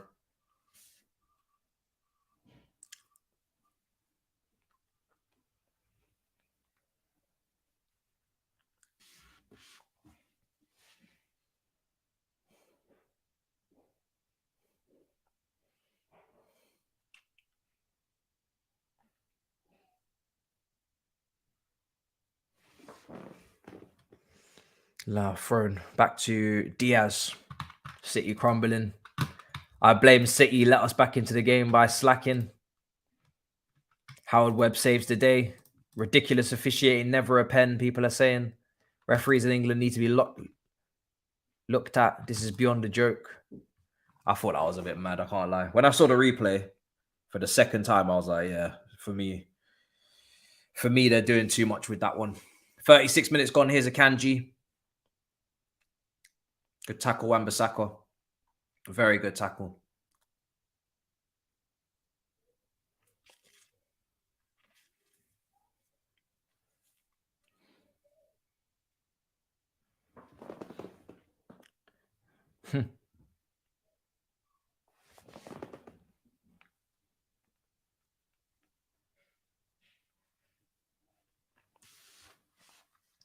Back to the keeper. Now here's De Bruyne. Really good play from De Bruyne to kind of dig it out to Stones.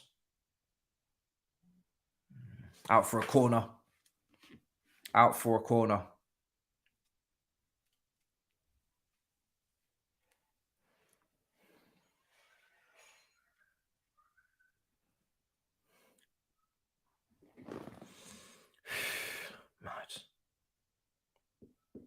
Nah, bro. Somebody said in the chat that it's a pen. His hands are not meant to be up there. His hands have to be up there.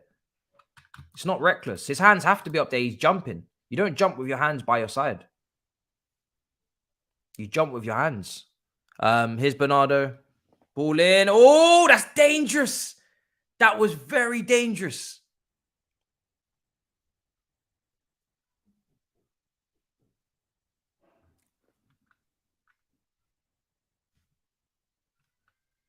That was dangerous.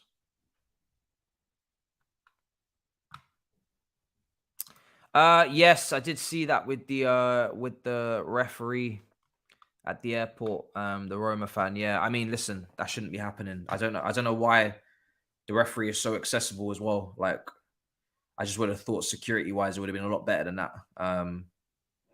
Especially for referees after a cup final where it's heated and it's emotional, you're expecting security to be top-notch and shouldn't even really be going through the same entrance. Like, it should be very, very done, very sneakily. But yeah, mad.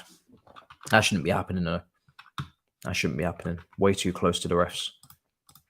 All I want is referees to come and speak post-match and kind of speak on their decisions and give us their perspective. Not that. Ball in. Oh my days. That was close again. Man City have turned it up a notch. Some couple players were asking for a penalty. Here's Bernardo. De Bruyne has made his run. Fred intercepts. Shaw. Fred.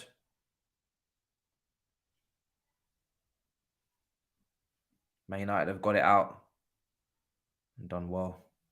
And Eriksen loses it again. Eriksen, I don't know if Eriksen's going to be able to keep up with the pace of this game, man. Actually, I know he's not going to be able to keep up with the pace of this game.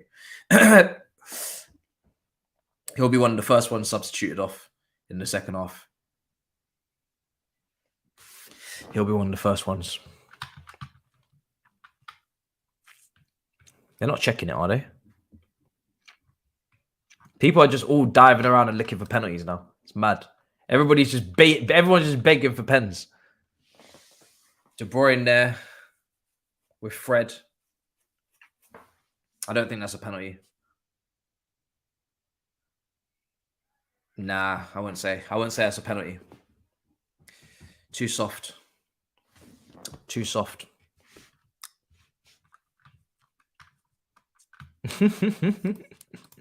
It's a penalty. Give me the penalty now. Oh God.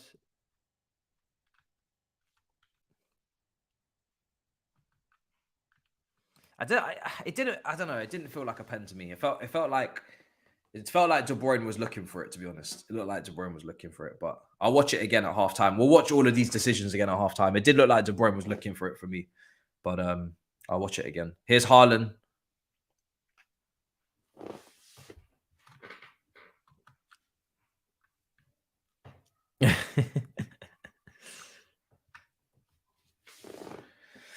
Ah, 5 minutes to go.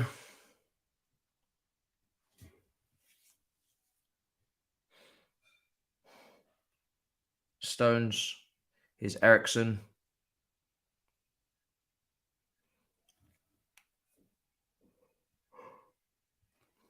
Here's Rashford. Rashford's still going. It's going to hit him. Out for a corner.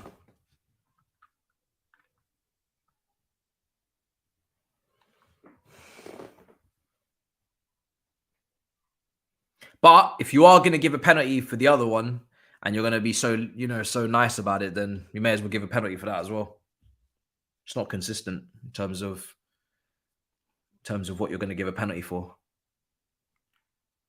Because that Grealish one was very light. Ball into the box, Varane. Oh, Varane. What a chance for Rafael Varane. Against Man City, you got to bag those. You've got to bag those. It's a difficult chance, to be fair. It's coming on his left foot. And he's already outside of the width of the goal. So he's kind of got to... he's got to wrap his foot around it and get it back over across the goal. Because he's already outside the width of the post. But he's not able to do that. He's side-footed wide. He needed to have a proper Robin Van Persie connection on that for that to go in. Here's Bernardo. Now De Bruyne. De Bruyne. Bernardo. Again. Looking for a pen. Soft. It's not a pen again. It's not a pen. Maguire bangs that.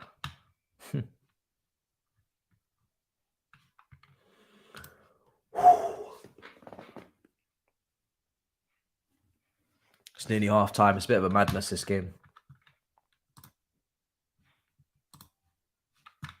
It's a bit of a madness. Pens changed the game. Yeah. But City also maybe a bit too calm and casual with it.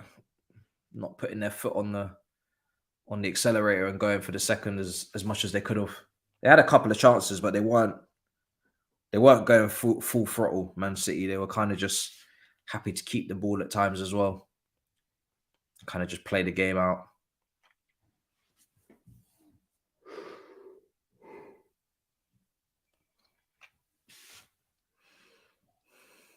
Mad. Nearly at half-time.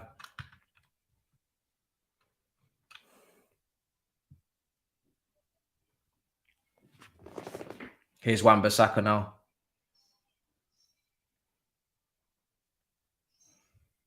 Cleared.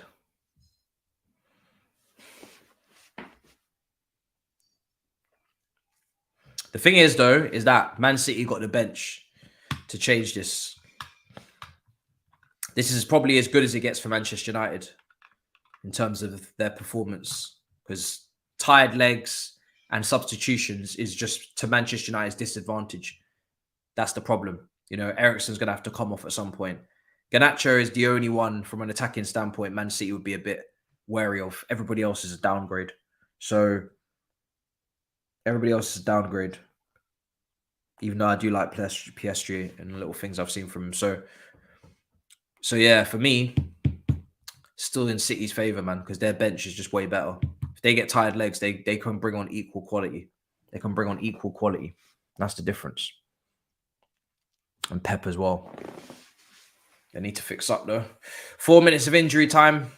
Here's Diaz. Now Walker.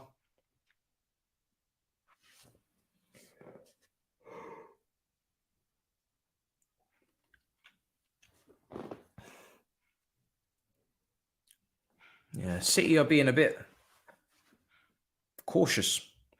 Here's Grealish.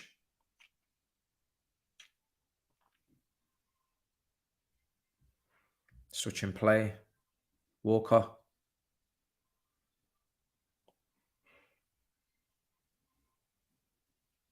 He's going to find De Bruyne.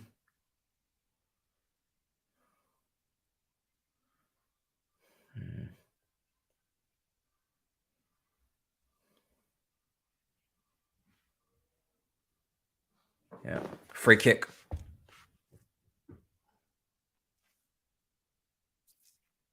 Free kick. Wan-Bissaka locking up Grealish. He's done a good job. He's done a good job out there, to be fair. Take a look at the statistics. I haven't really seen Grealish rinse him once, really.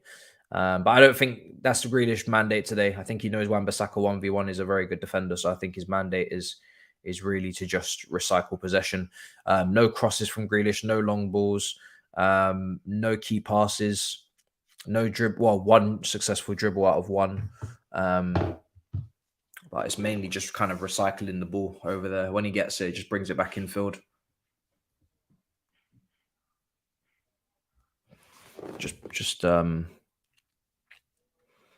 Yeah, he hasn't really.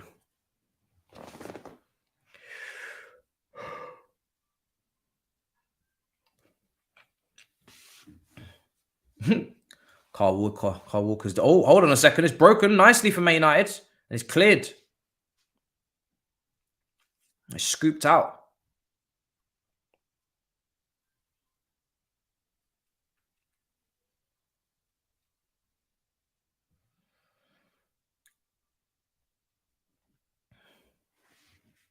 Here's De Gea now. It's going to be half time. It's probably going to be 1-1, it seems. Long clearance.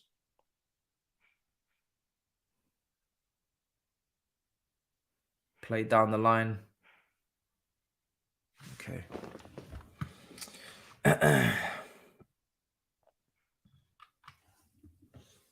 Mad.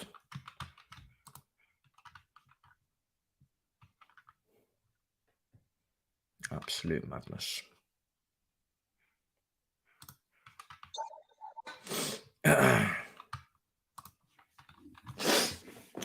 Couple minutes until half time. Man City in possession again. Here's De Bruyne.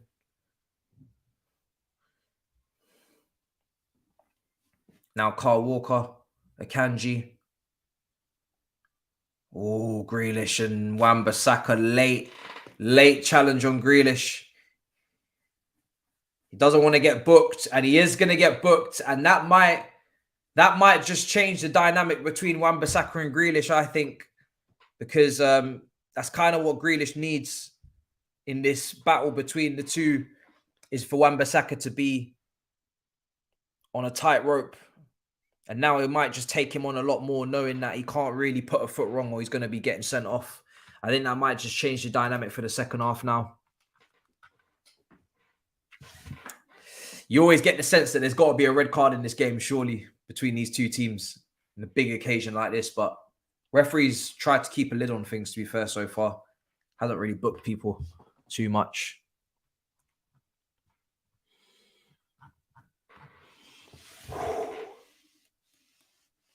Here's De Bruyne.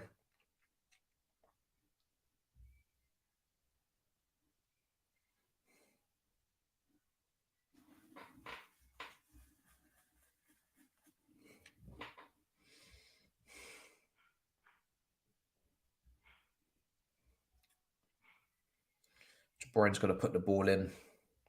Or is it going to be De Bruyne or is it going to be Bernardo? It's going to be De Bruyne. Yeah, De Bruyne's got an in-swinger for these lot. Last chance of the half. Last chance of the half. De Bruyne with the ball in, scooped up, and De Gea claims it. And that'll be it, I think, for the first half. That'll be it. Here's Luke Shaw. Yeah, that's it. Half-time. Half-time at Wembley.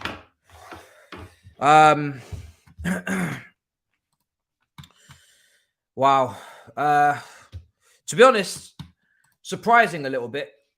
More so from Man City than anything else. Man United were always going to obviously fight tooth and nail for everything, and it was going to be quality that kind of separated the two teams, not really commitment or will to win. But I think Man City, after getting the goal, they didn't really go again with the same level of intensity. They still did create a couple of opportunities that just went wide, but they didn't put the foot on the accelerator. They didn't really go full throttle and look for that second and that third. They were kind of happy to keep the ball at times and slow the game down and let Man United kind of catch their breath and let Man United get themselves back some confidence. Because if Man City continue to go crazy after the 1-0 inside 60 seconds, how long was that first goal? Was it what minute was it? It was 30 seconds, was it? Yeah, inside the first 60 seconds anyway. Then maybe it's out of sight. But they haven't done that. So we're gonna look back at those penalty decision and the penalty that wasn't given and all these things, because I wanna see them again before I say what I got to say on those. I haven't been impressed by City apart from the early goal. Statistically, City have had obviously 6 shots to Man United's 5, 2 shots on target to Man United's 1, 61% possession. In this game, they've obviously had a lot more of the ball, but only one big chance missed, one big chance created. Obviously, Gundogan's chance won't count for a big chance.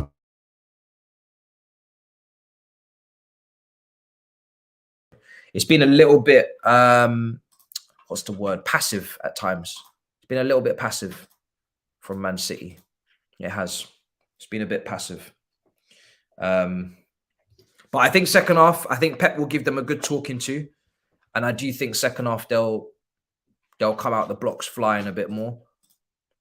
They kind of have to. They kind of have to. Let's see.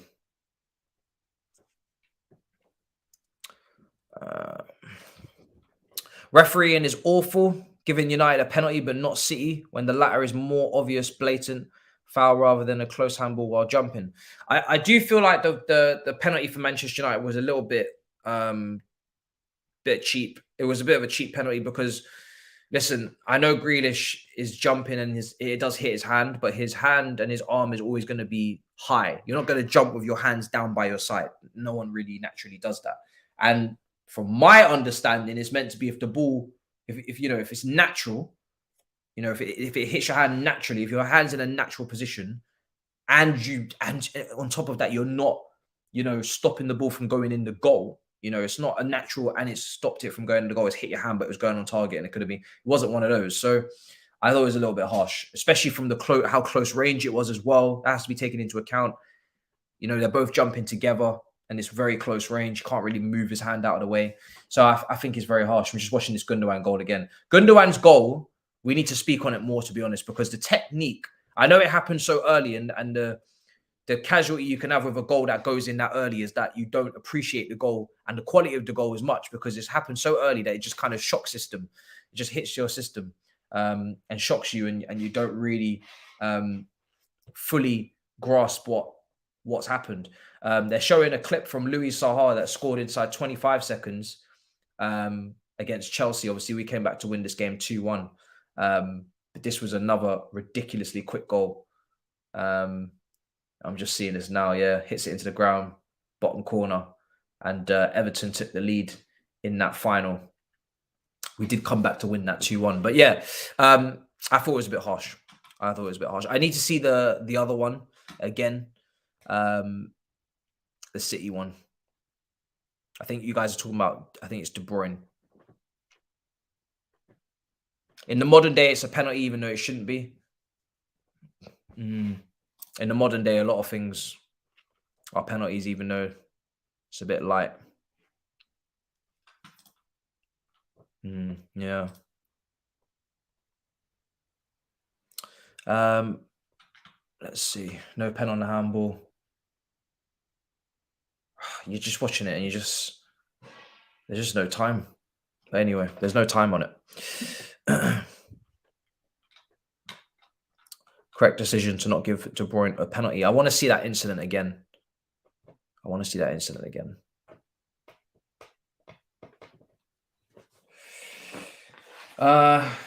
They're just talking about it in the studio. I do want to see it. I do want to see De Bruyne's one again. My instant reaction to De Bruyne was that it wasn't a penalty as well.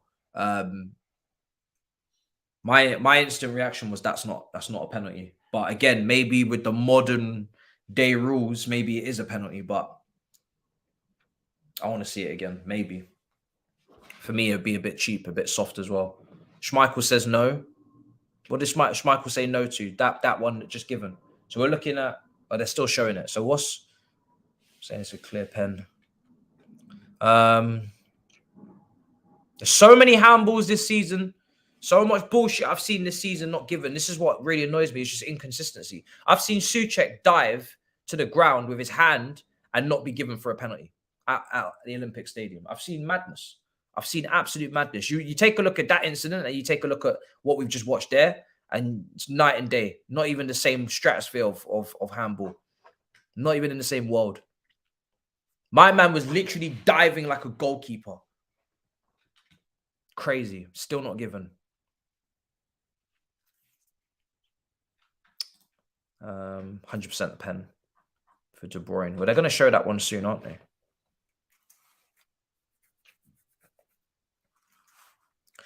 Let me take a look. My initial reaction to the De Bruyne one was kind of just coming together, and it wasn't enough to be a penalty, but they need to show it again. I'm still talking about the initial one.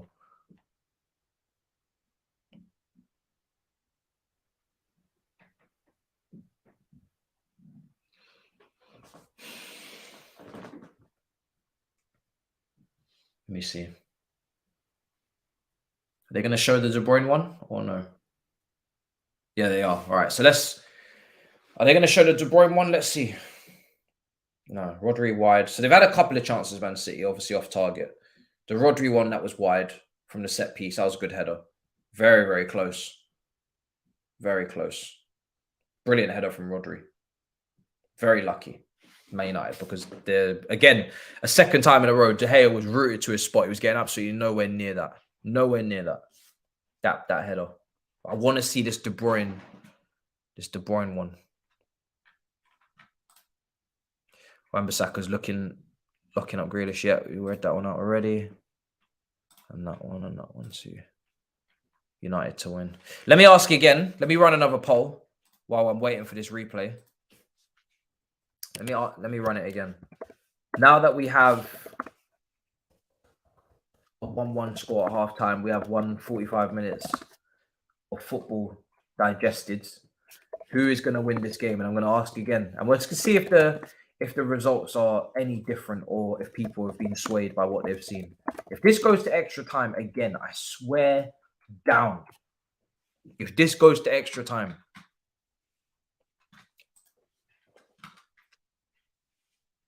no, I'm watching on BBC. Maybe I should have switched to ITV to see this penalty. I don't want to switch now in case I end up missing it on both channels. They're just showing Haaland's. They're just showing Haaland's hold up. Such a crazy finish from Gundogan, man. Such a crazy finish. Mad finish. Have they showed it on ITV already?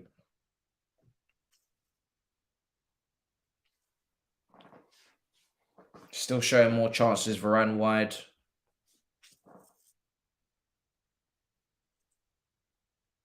Okay. Don't switch. Yeah, Varane was high and wide.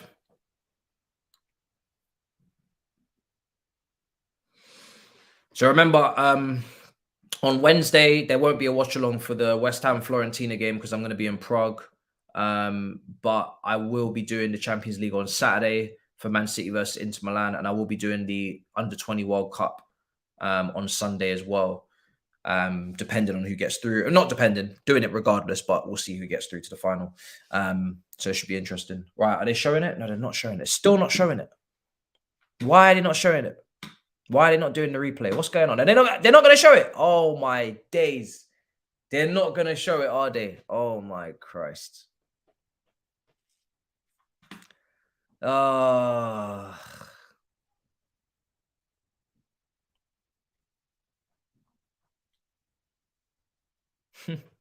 Fair enough. They're not going to show it.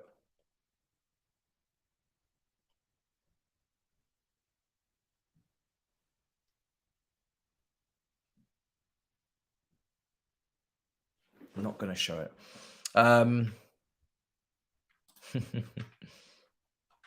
People are saying they're not showing it because they've been paid by United. The refs have been paid off.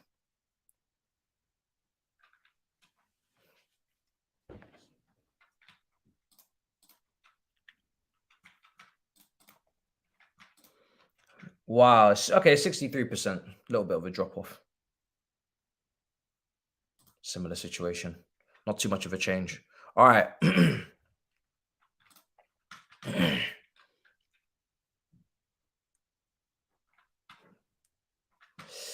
It was so far from a penalty, it's not even worthy of showing again. Interesting. That's what you're saying, yeah?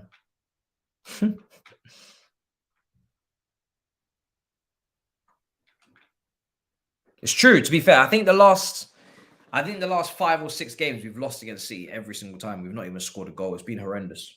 It's been absolutely horrendous. Last season, they had our number after Tuchel had their number previous season. And then this season, they've destroyed us. We've played them too many times, to be honest. That's the problem as well. Playing them way too often. Played them in both cups in the first round. Played them in the league twice as well there. So that's 4 times. Played them too often. Lucky we didn't play them in the Champions League. Imagine if we played them in the Champions League, 2 legs. After beating Real Madrid. Would have been a long day. Frank Lampard versus Pep in the semi-final. I don't want to be there. I don't want to be there.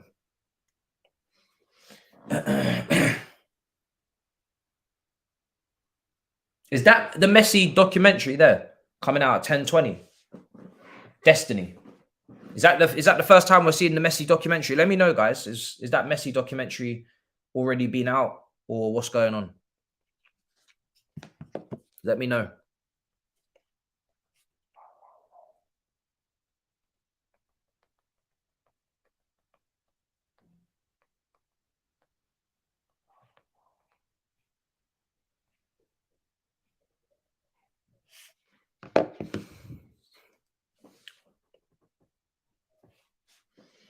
It's out.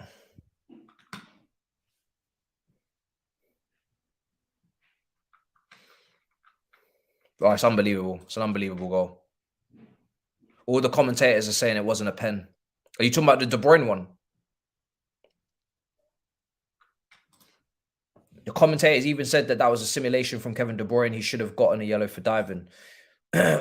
Wouldn't even be a free kick in the middle of the pitch, let alone a penalty. I don't think it's a penalty. Like I said, I personally didn't think it was a penalty when I saw it. I haven't seen it. I haven't seen it again. So I'm not going to change my mind. I'm not going to change my mind. I think people are aggrieved because of obviously the Grealish one. So now they want a penalty for the De Bruyne one. But I think the De Bruyne one in isolation is a little bit soft as well. If it was given, I think it would be soft. But I need to see it again. People are saying it is. I need to see it again, man. I haven't seen it again. I don't know why they haven't shown it. Don't know why they haven't shown it. And they said the handball wasn't a pen as well. Yeah. Is the clip out on Twitter? Must be on the Twitter now.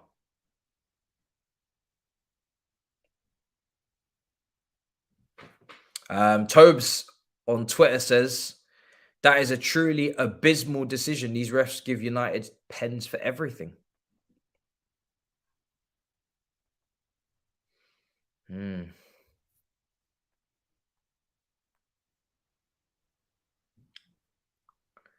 then somebody replied saying, Man United have been the joint least penalties given. They've been given the joint least amount of penalties this season, and City have been given the most penalties this season. I didn't know Man United had the least amount of penalties this season. I didn't know that. There's a replay now. Nah, that's not a penalty. I'm watching it again. Hold on a second. He steps across him, and the ball then goes.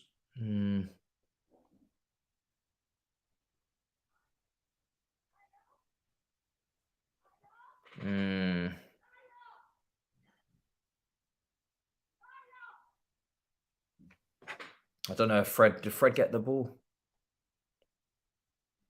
He did touch it in the end, I think, after it went through his legs. I think Fred did touch the ball. But anyway, second half's going to kick off. Yeah. I did watch his foot, though. I did see his foot initially step across De Bruyne. I did.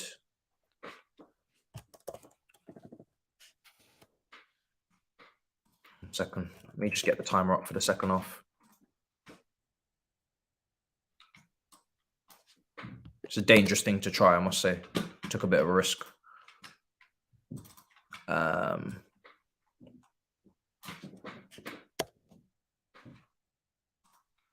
People are going to say basically initially, they're going to say he initially fouls De Bruyne by stepping across him, then he gets the ball after he's fouled De Bruyne, is what people will be annoyed with. Let me need to change this timer. Game kicked off second half. I just want to update the timer a little bit here. Hay fever is kicking my ass right now, people. I'm telling you right now. And I feel like it's been like 4 weeks of this, getting my ass handed to me by hay fever right now.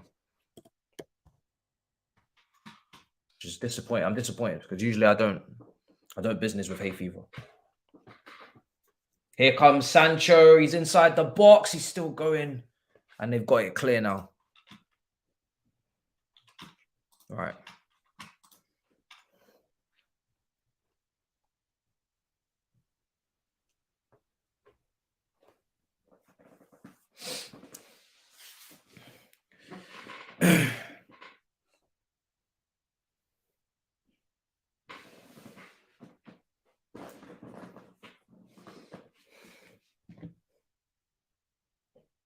Still watching it, you know. Such a mess.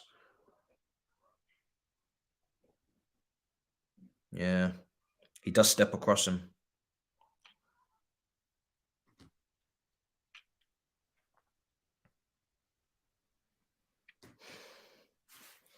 It's a tough one. I don't think it's blatant. I don't think it's as blatant as people have been saying, but I do think it's contentious. I'm not gonna lie. It's a little bit more contentious than I thought it was.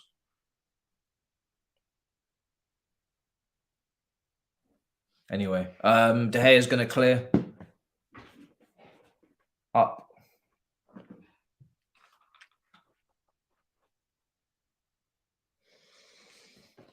"47 minutes gone."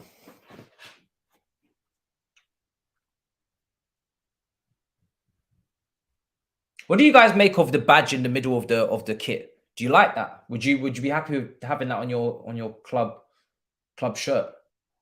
I don't know what I make of it. I do think Man City's kit's quite nice with the kind of like burgundy little trims. I do like those, but I don't know about the badge in the middle of the shirt. I don't know about that. I feel like this is kind of like a thing in football that we just, you know what I mean? Like, you know,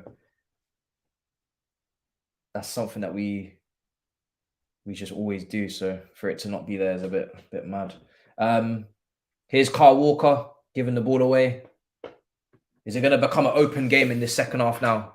If Bernardo is going to pass to Eriksen, he needs to pass to feet because Eriksen ain't got time to be chasing these loose passes. He's not got time to be chasing these loose passes at all. Can't be doing that. He's dying for a Sancho goal after the debate. Sancho's has had a poor season. Doesn't matter if he scores in this game or not. Sancho's had a poor season. If he hasn't, then Sancho's expectations are way too low, and people don't think he's that good then, because it doesn't matter. His season's done for him. It doesn't matter what he does really. It's still a bad season. Here's Wan-Bissaka.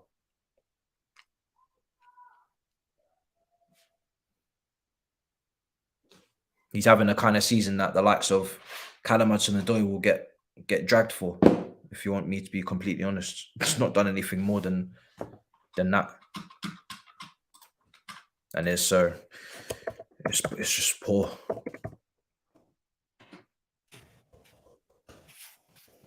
Poor.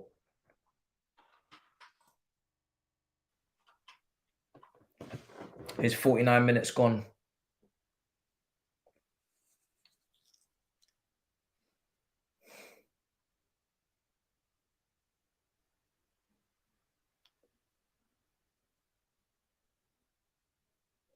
They're playing out wide. Here's De Bruyne. Free kick. Fred needs to be careful when he's dealing with De Bruyne. Needs to be very careful. How's Fred not on a yellow yet? How many fouls are we tallying up for Fred at this point? He's had a couple nibbles, hasn't he? But he's having those kind of tackles that individually you wouldn't book, but collectively you would. At this point, it depends what number he's on at this point. But that's his job today. He has to just do that and get away with it.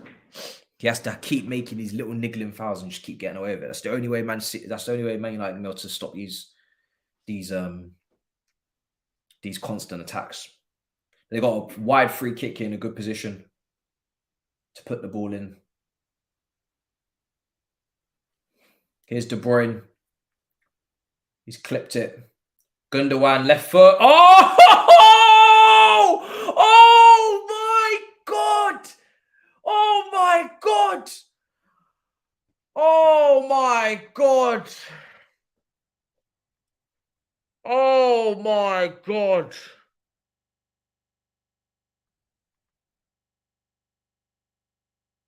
Oh my God!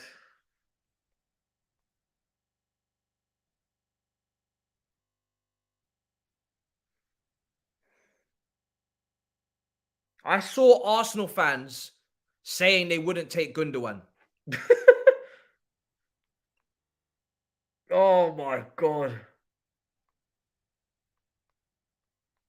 Oh, I'm speechless. This guy's unbelievable.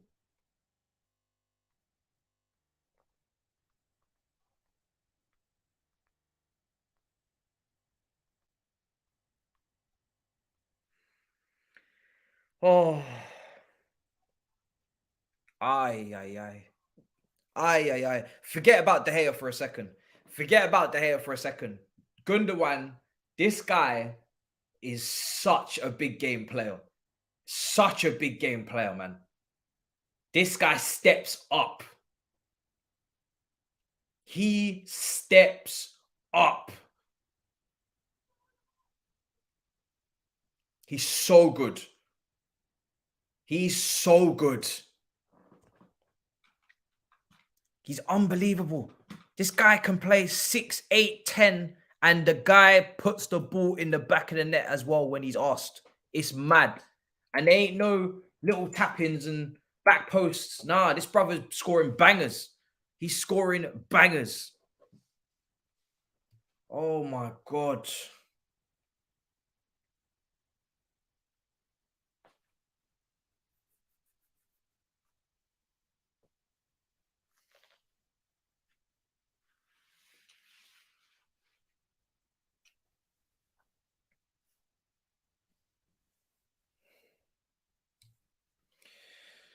Oh, dearie me. Dearie me. Wow. When you've got magic like that on the pitch, it's very difficult to compete with that. I can't lie. Very difficult to compete with that. Got to give that man a new contract.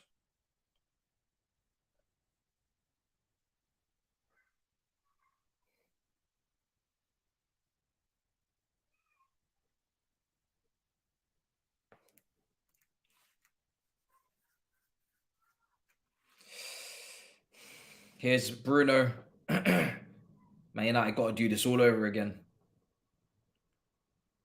And that's the thing with City is that they're just gonna at some point they're gonna wear you down and they're gonna find a way through individual brilliance or just out of pure impact from the bench.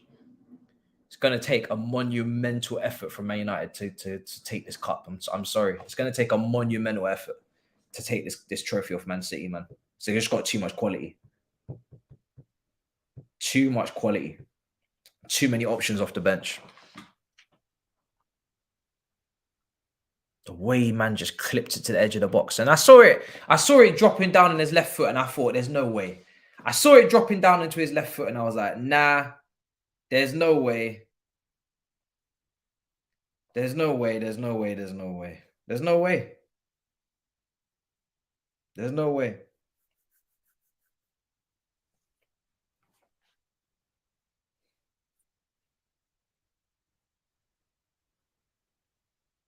There's no way. Like, there's no way it's going to drop on his left foot and he's going to sweep that in the back of the net. There's no way. It's not even on his strongest foot. And then he does that.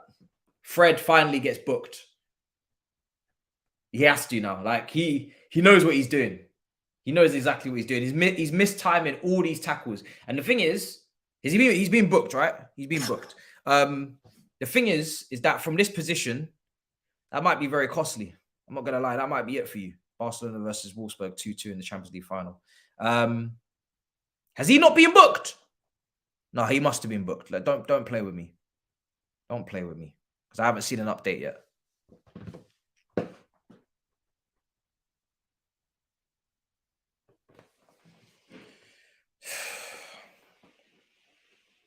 Here's De Bruyne. He's going to put the ball into the box. Ball in. Cleared away. Here's Haaland. Sancho. De Bruyne. Ball in again. Out for a corner, man. Out for a corner. It's any minute now, guys. It's any minute now with Man City that they're going to go and get the third. You see the mistake that they made earlier on in this game where they took the lead and then they started pissing around. You know what I mean? It's not going to happen this time, I don't think. Not going to happen. Big up Eunice in the building. United are wrecked now. Game over. City will score again. All of that energy exuded. And do you know what? It's really important to remember. Man United did very similar against Arsenal at the Emirates. They put up a really good fight in the first half. If you remember that game at the Emirates, they put up a really good fight, right? Put up a really good fight. They contested for every ball. They did have to chase a little bit, but they were in it. Rashford with a great long shot. But then as the game just went on and on and on and on and on, tired legs, Eriksen's getting done up by Saka, and eventually they're going to lose the game.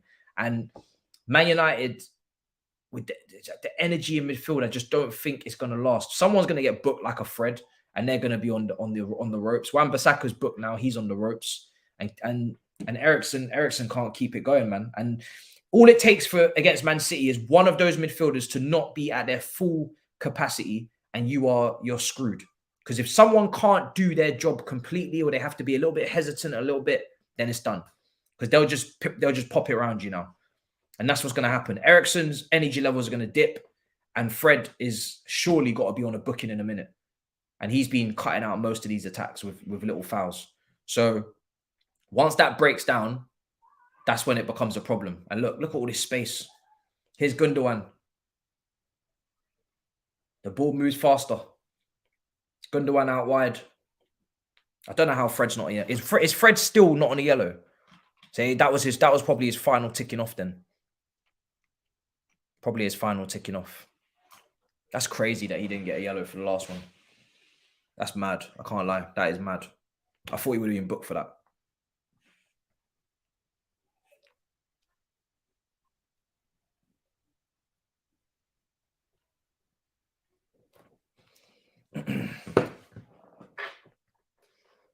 Garnacho needed. Yeah. Garnacho's needed for Sancho, and I think McTominay's probably needed for Eriksen, to be honest. Because who else are you going to bring on? You don't have nobody else. So probably McTominay needed for Eriksen, and Garnacho needed for Sancho.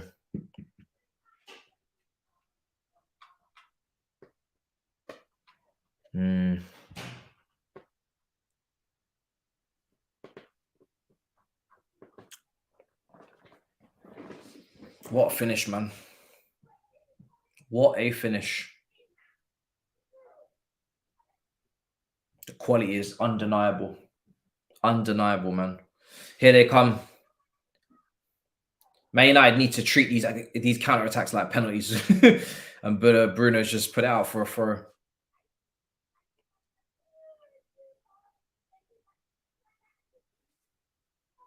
Half an hour to go. It's not bouncy Poznan time yet for Man City. Get that third goal and they'll be Poznan in all over the place. It's not. They're not going to do it yet. They'll want to get another goal. They get that third goal and this game's over. Here's Kanji just tried to take it too far.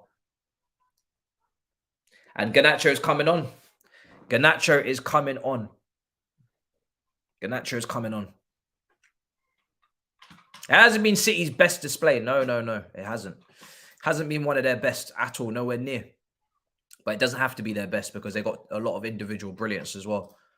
So that's the difference. They don't have to be at their brilliant best. The two goals are really individual brilliance from Gundogan. The timing of the volleys and the accuracy is all him. It's not like they've cut up Man United today and they've walked it in. You know, they haven't cut their defense to shreds and walked it in. It hasn't been like that. There's been chances from set pieces. The shot from Haaland as well. And the hold up from him. But yeah, man. A few long shots and a few set pieces is basically what we're dealing with here. But nothing too crazy. Nothing for Man United to be embarrassed about, for sure.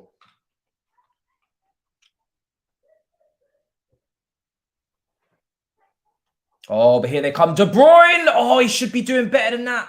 That's really poor. De Bruyne should be putting that in the back of the net. Straight at De Gea. Straight at him. Ball back post. Now De Bruyne is going to get a second chance. Offside. I expected that to be 3-1. De Gea looked very, very small in that goal. When it lined up for De Bruyne, I was looking at De Gea thinking, you look very, very small right now. That big gaping goal at Wembley. And I'm seeing De Bruyne and I'm looking at you and I'm thinking, there's no way. But he shoots it straight at him. Straight at him. Eriksen is going to come off. So Bruno Fernandes is going to go into midfield. And Garnacho is going to go on the flank.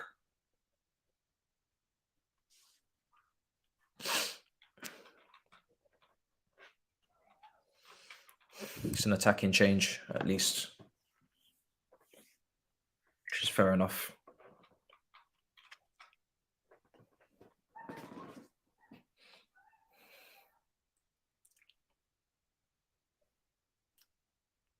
Does any Man United fan want to see McTominay come on, or is it a no? Is it a straight no?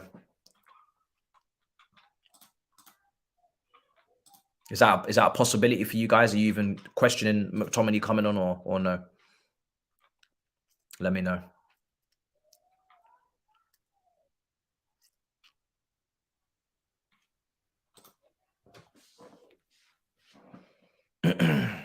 People are saying no.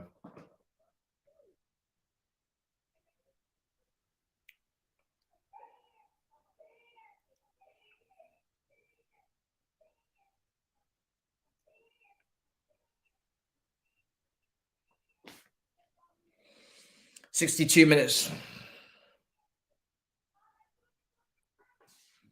Here's Stones, but Gundogan. Here's Akanji.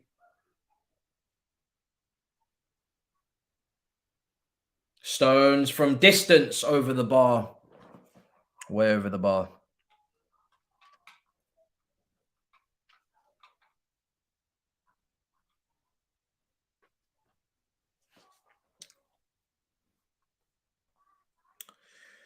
Oh.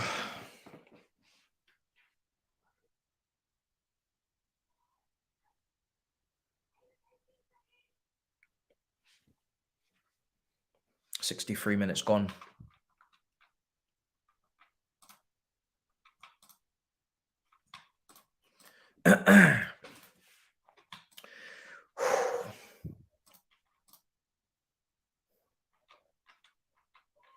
Smash up the subscribe button if you haven't already. We're 7 subs. I've just seen we're 7 subs away from 52K.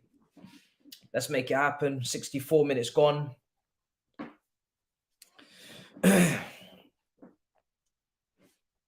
64 minutes gone.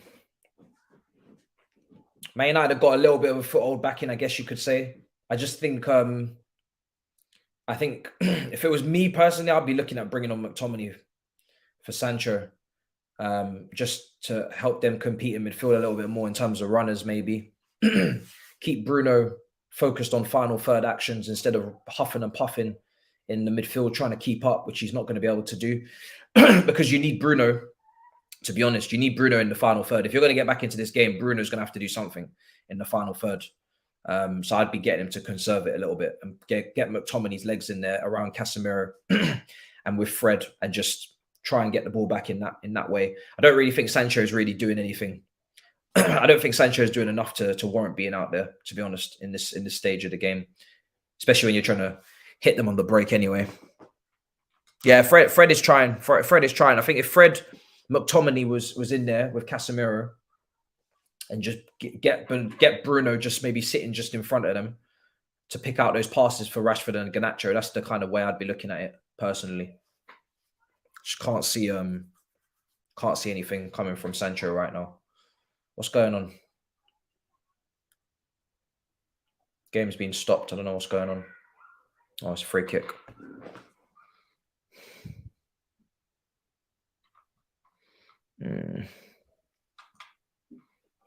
Yeah.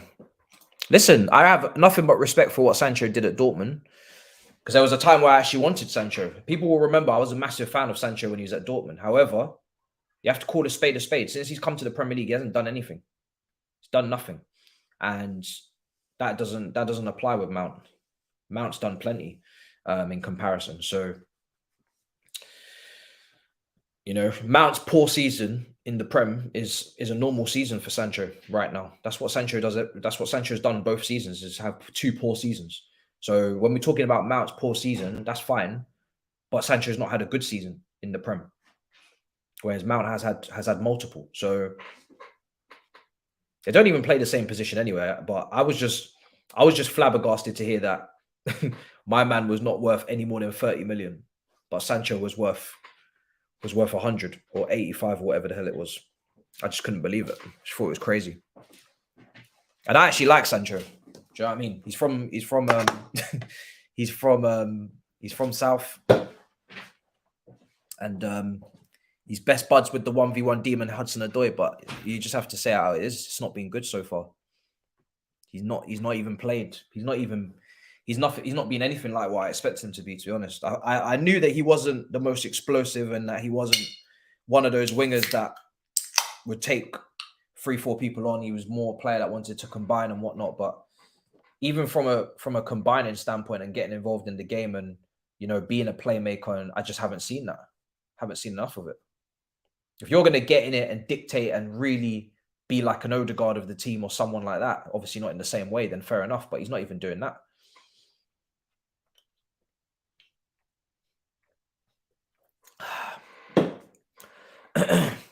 Here's Wan-Bissaka.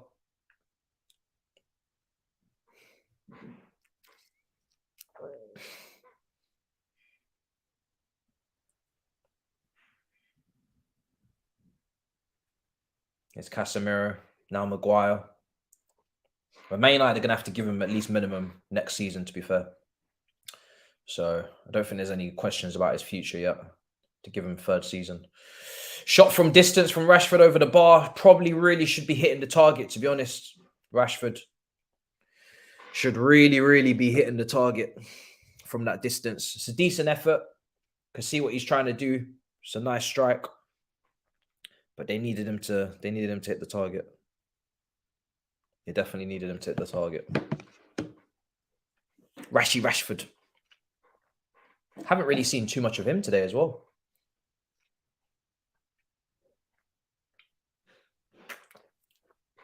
Haven't seen too much of him at all.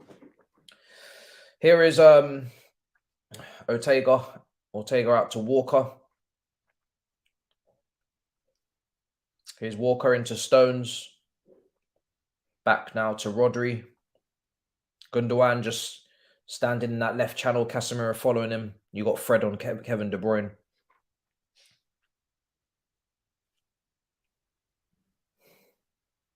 It does feel like a third was needed in there, maybe as a spare option.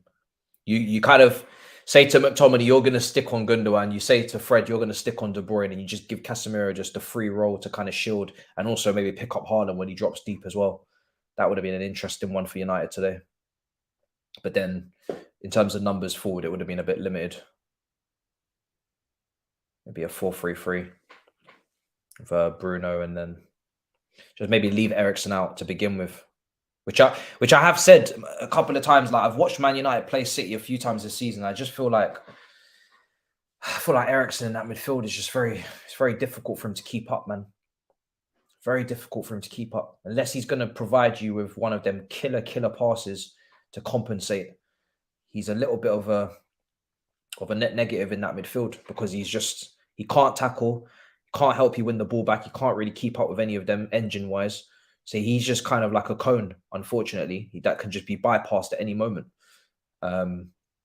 Is that really worth it for the pass that he might spray every now and then? Considering you're not going to have much possession as well, I don't think so. I don't think so.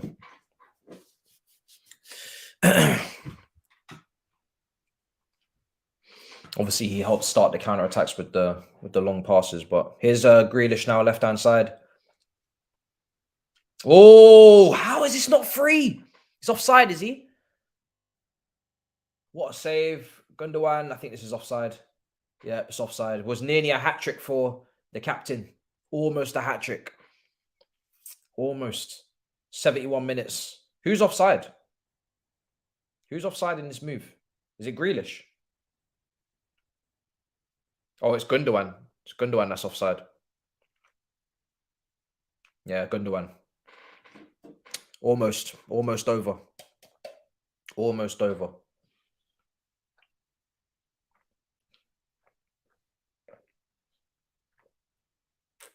Oh, God.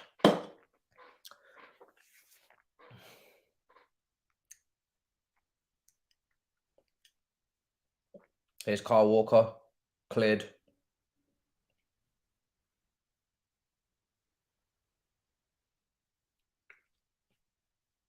Here's Bruno. Garnacho. Oh. You know what? You have to give it to this kid. He is a threat. He's come on and he's immediately given them something off that left-hand side that I haven't seen Sancho do once in this game. Comes in off that left-hand side, finally gets a shot off just, I'm talking inches past the post. Inches. Brilliant effort from Garnacho. Brilliant effort. So unlucky.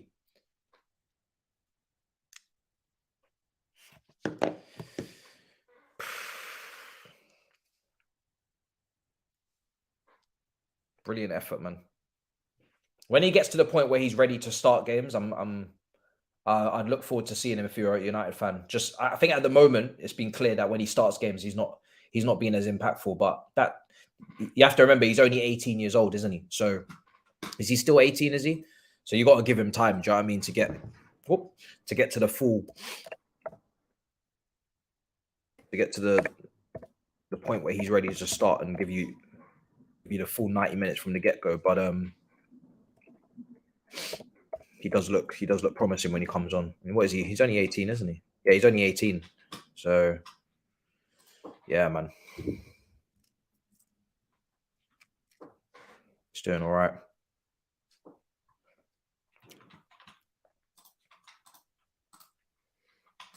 Swap deal for Kovacic and Gundogan. That would be nice. That would be nice. I'd definitely take Gundogan in a heartbeat. I wouldn't even bat an eyelid, but I don't know if Gundogan would take that deal, to be honest. I don't know.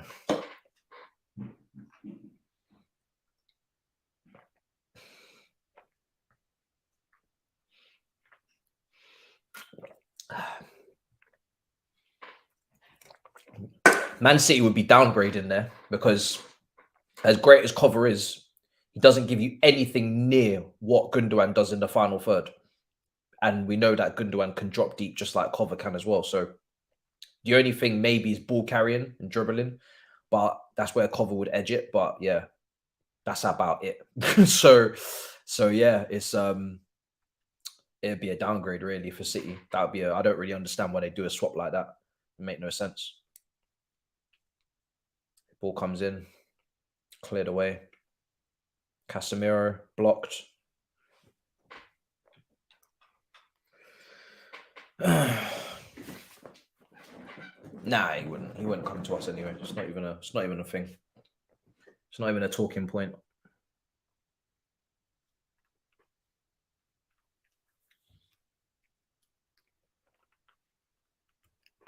And I'd like a player like him would be great because he's of that age where he's not going to block the path of the young players we've signed, but at the same time, he is going to bring leadership, experience, quality, control, goals. Like he kind of is kind of like a great, perfect guy in that sense. But we are too crap to be entertaining, to be trying to entertain him.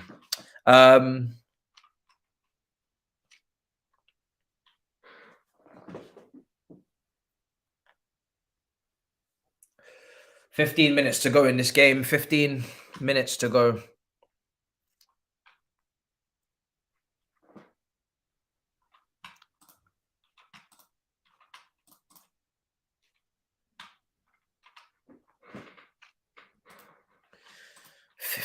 Minutes to go. Almost at 52k. Subscribe if you haven't. We're not far. We're not far at all. Don't think there's any news, is there? There's no extra stuff going on. 15 minutes to go. I've said that this is not going to extra time, and it's not. And I'm happy to hear people tell me I'm jinxing it, but this is not going to extra time. It's not going to penalties. This is the first time in a long time a game gets done in 90 minutes.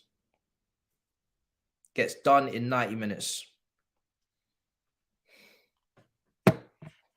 Weghorst coming on, and that for me just completely puts the nail in the coffin. Yeah. That's the nail in the coffin right there. He ain't doing nothing to Diaz in this game. Nothing. Diaz will be licking his lips. What I'd be worried about is who's coming off. Is it going to be Sancho? Is it? Probably. Sancho will come off, is it? And then Weghorst will go up front. Rashford on the left. Or Garnacho. Is it Rashford on the right, maybe?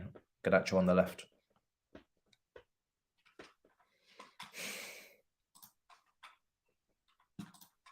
It's a madness.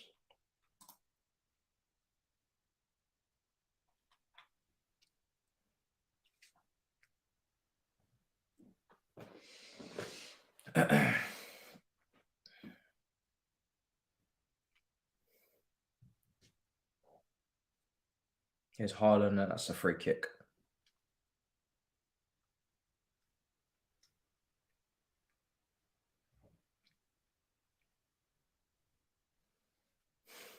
Poor Sir Alex.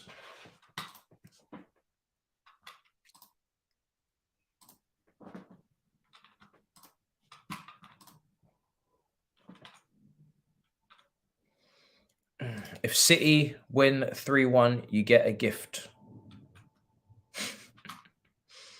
Okay, well, let's see.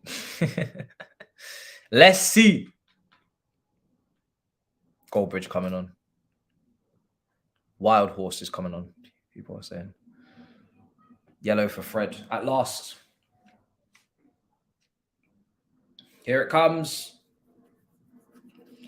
Foden and on Grealish, yellow card. There you go. At last. I hope he knows he's on yellow as well.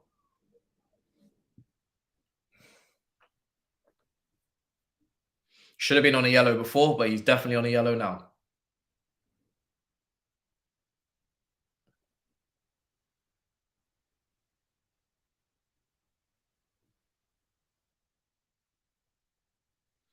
David Beckham is really not happy in the crowd. He's really, really not happy. Shaking his head. I will be reviewing it at the end as well. I don't think there's much news really today, to be honest. Starting up a new series called Rivals Review. I'll be doing that next year a lot more often, like I said. Ball's going to come in now. Here's Foden. Gundogan.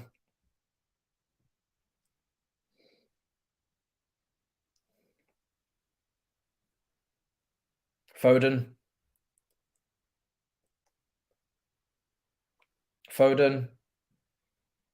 Foden clipped in. Headed away.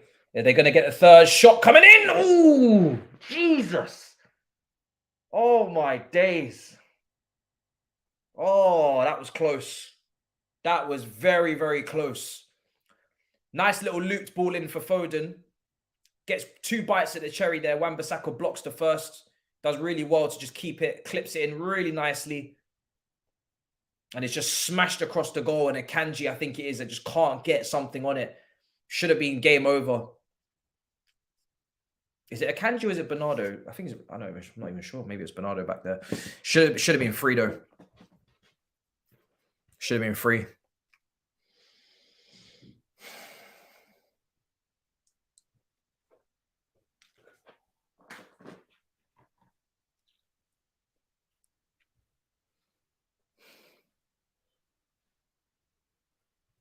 There's no Poznan. What are all these hats that Man United fans are wearing as well? What's all these bucket hats? Who sold these bucket hats? Because whoever sold these bucket hats made a hell of a lot of money because every single Man United fan is wearing the same bucket hat. What's going on? Everybody's wearing the same bucket hat. And I'm just trying to figure out who sold them.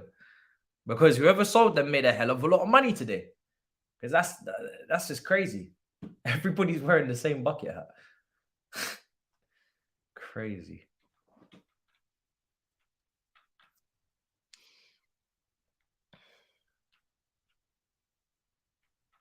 Yeah, realistically, Fred should be off by now. Yeah, you could say so, you know. No, I'm not covering the Scottish Cup final. When is that? Is that today, is it? I wasn't even aware of that one. I don't really cover Scottish football at the moment.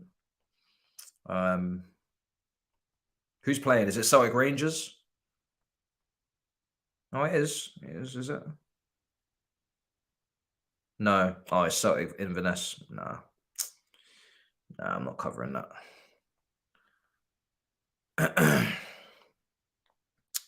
Nah. Where Inverness? Where did they finish in the league?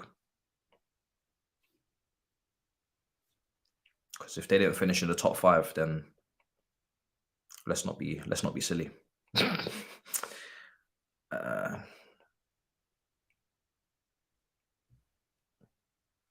Substitution. Weghorst is coming on.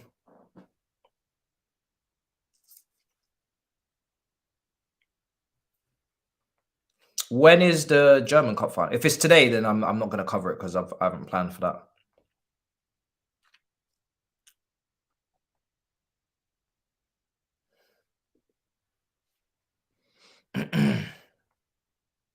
Yeah, nah. No, I'm going to watch the new Spider-Man anyway. I'm going to watch the new Spider-Man after this game today. Here's Haaland. Oh, it almost just hit him went into the back of the net. Almost just hit him and went in. Almost.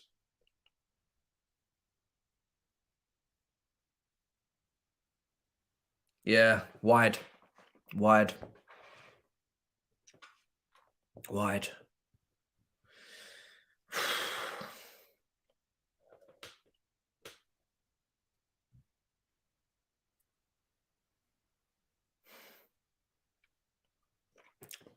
Yeah, I need to see the new Spider-Man quickly before it gets spoiled. And now, man, am I telling me it's mid? Here's Luke Shaw. Here's Garnacho.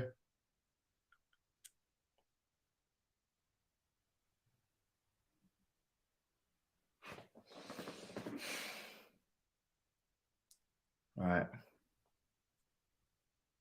De Gea's going to clear.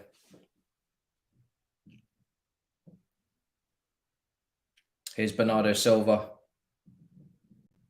Sorry, Gundogan now. Man City just in possession.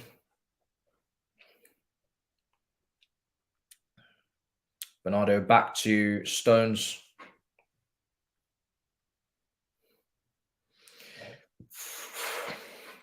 Man United got just over 5 minutes plus injury time to fix this.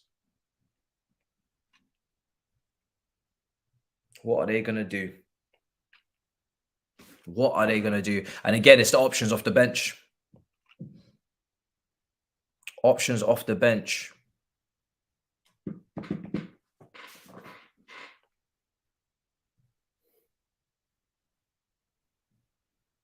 Yeah, there's a new Spider-Man movie that just came out yesterday.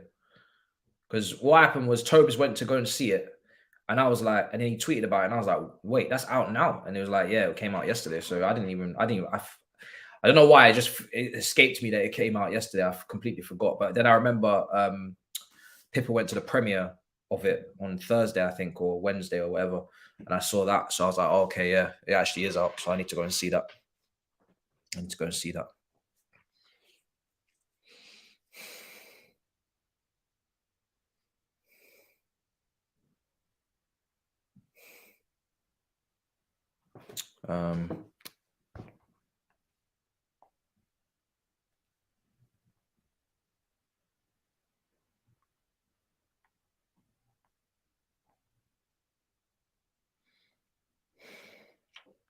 Couple of minutes to go. It's looking like Manchester City are going to win this FA Cup, but it's not been in the most. It's not been quite Man City fashion. It's been a little bit of a get in, get out type of job, actually, in some ways.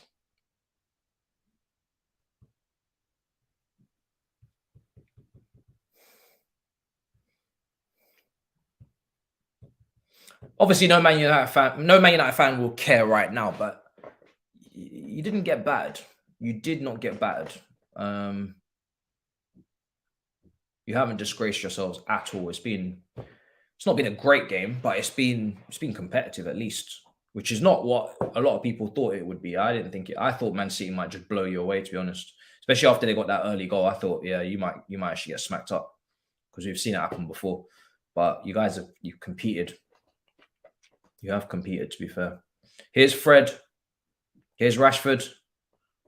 You would want to get the equaliser soon if you have any plan of doing more than competing today, if you want to actually take it. Here's Bruno.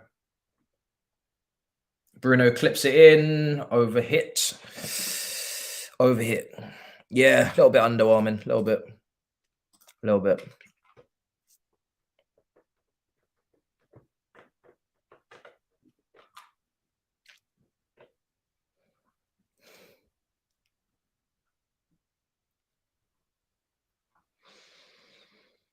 I didn't see that Speed got punched in the face at the game. No.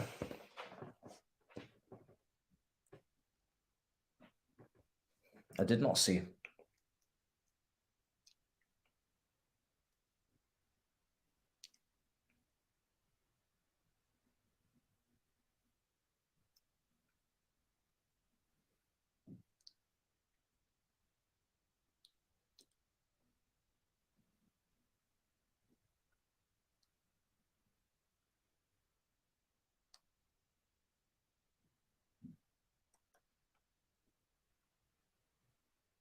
Down the line, here's Garnacho.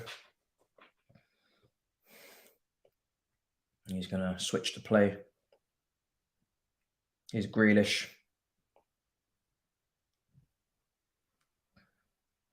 Down the line again. That's a great pass. Here's Gundogan. Grealish. Down the line for Gundogan. It's a brilliant pass from Grealish. Gundogan back post. Oh my days. Oh my days. Oh God. It's a brilliant pass from Grealish. Brilliant. Round the corner for Gundogan. Perfect. Big interception. Oh, I'll be wondering how it's not 3. My days. Ake's coming on now. And he's pointing to a back 5 with Grealish coming off. So Pep is shutting down the show, shutting up shop. Saying game over now, 5 at the back. Ake. Yeah, Gundogan's off the ball movement is top tier. Really is. Keeps attacking that space constantly.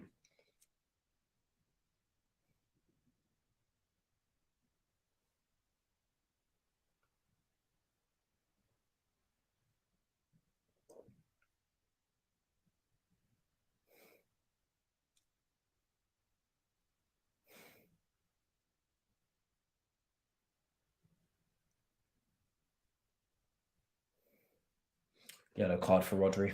Well, how much time added on is there going to be? How much time added on?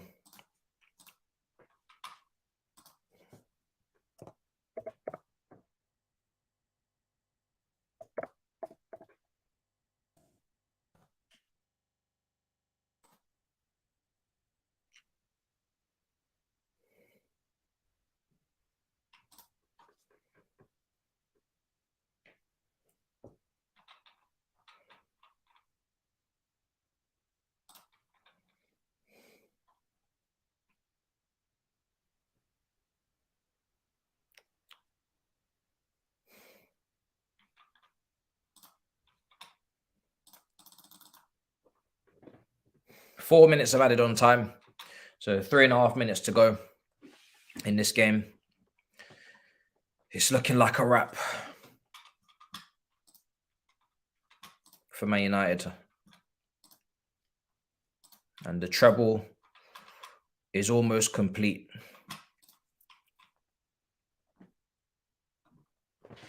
It's almost. Here's McTominay. Ball in. Oh, off the crossbar. Oh, McTominay over the bar. That might be the best chance you're going to get to equalize. It's just pure chaos in there, really. Luke Shaw just whips it in. It's just looped onto the bar and then he's just got under it. Maybe he needed it to drop a little bit more. But, oh, dearie me. Dearie me. Corner now. Surely these men are not going to do a foolishness and take this extra time. Is it going to be a terrible corner? Remember, Man City brought on Ake now, so they've got five across there now. Plus, so what is it? It's going to be Walker, Stones, Akanji, Diaz, and Ake, yeah. So they've got 5 out there. Oh, ball in. Cleared away. Here's Shaw. Luke Shaw. Here's Garnacho. Really good pass from Shaw. Garnacho passes over hit. I think that's it, man. I really do. Left it too late to start putting on the pressure.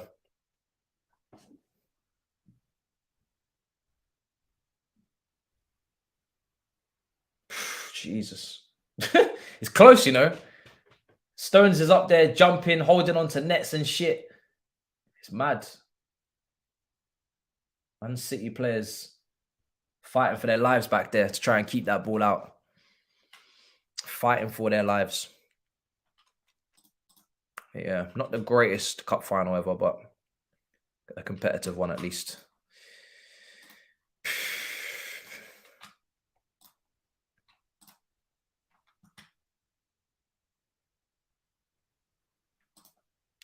Real Madrid are considering terminating Hazard's contract.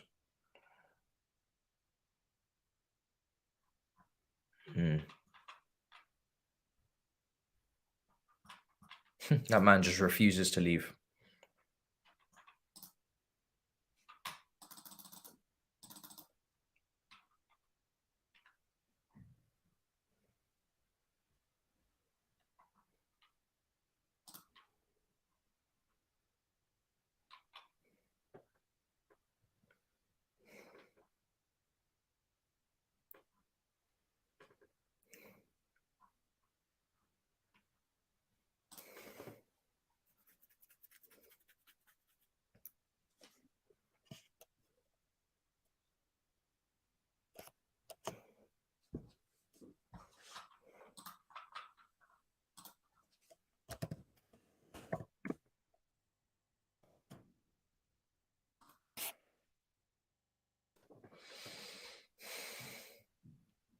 So what have we got here? What is all this? It's taking so long to get the ball back in play. Jesus.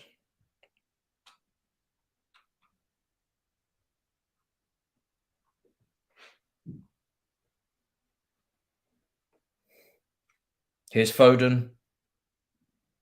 Here's Haaland.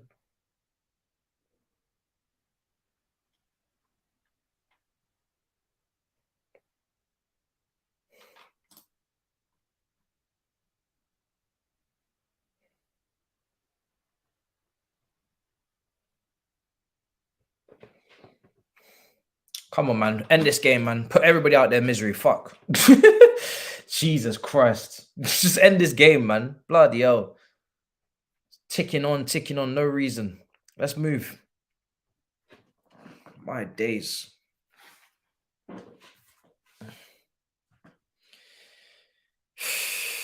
Blow the whistle, ref, man.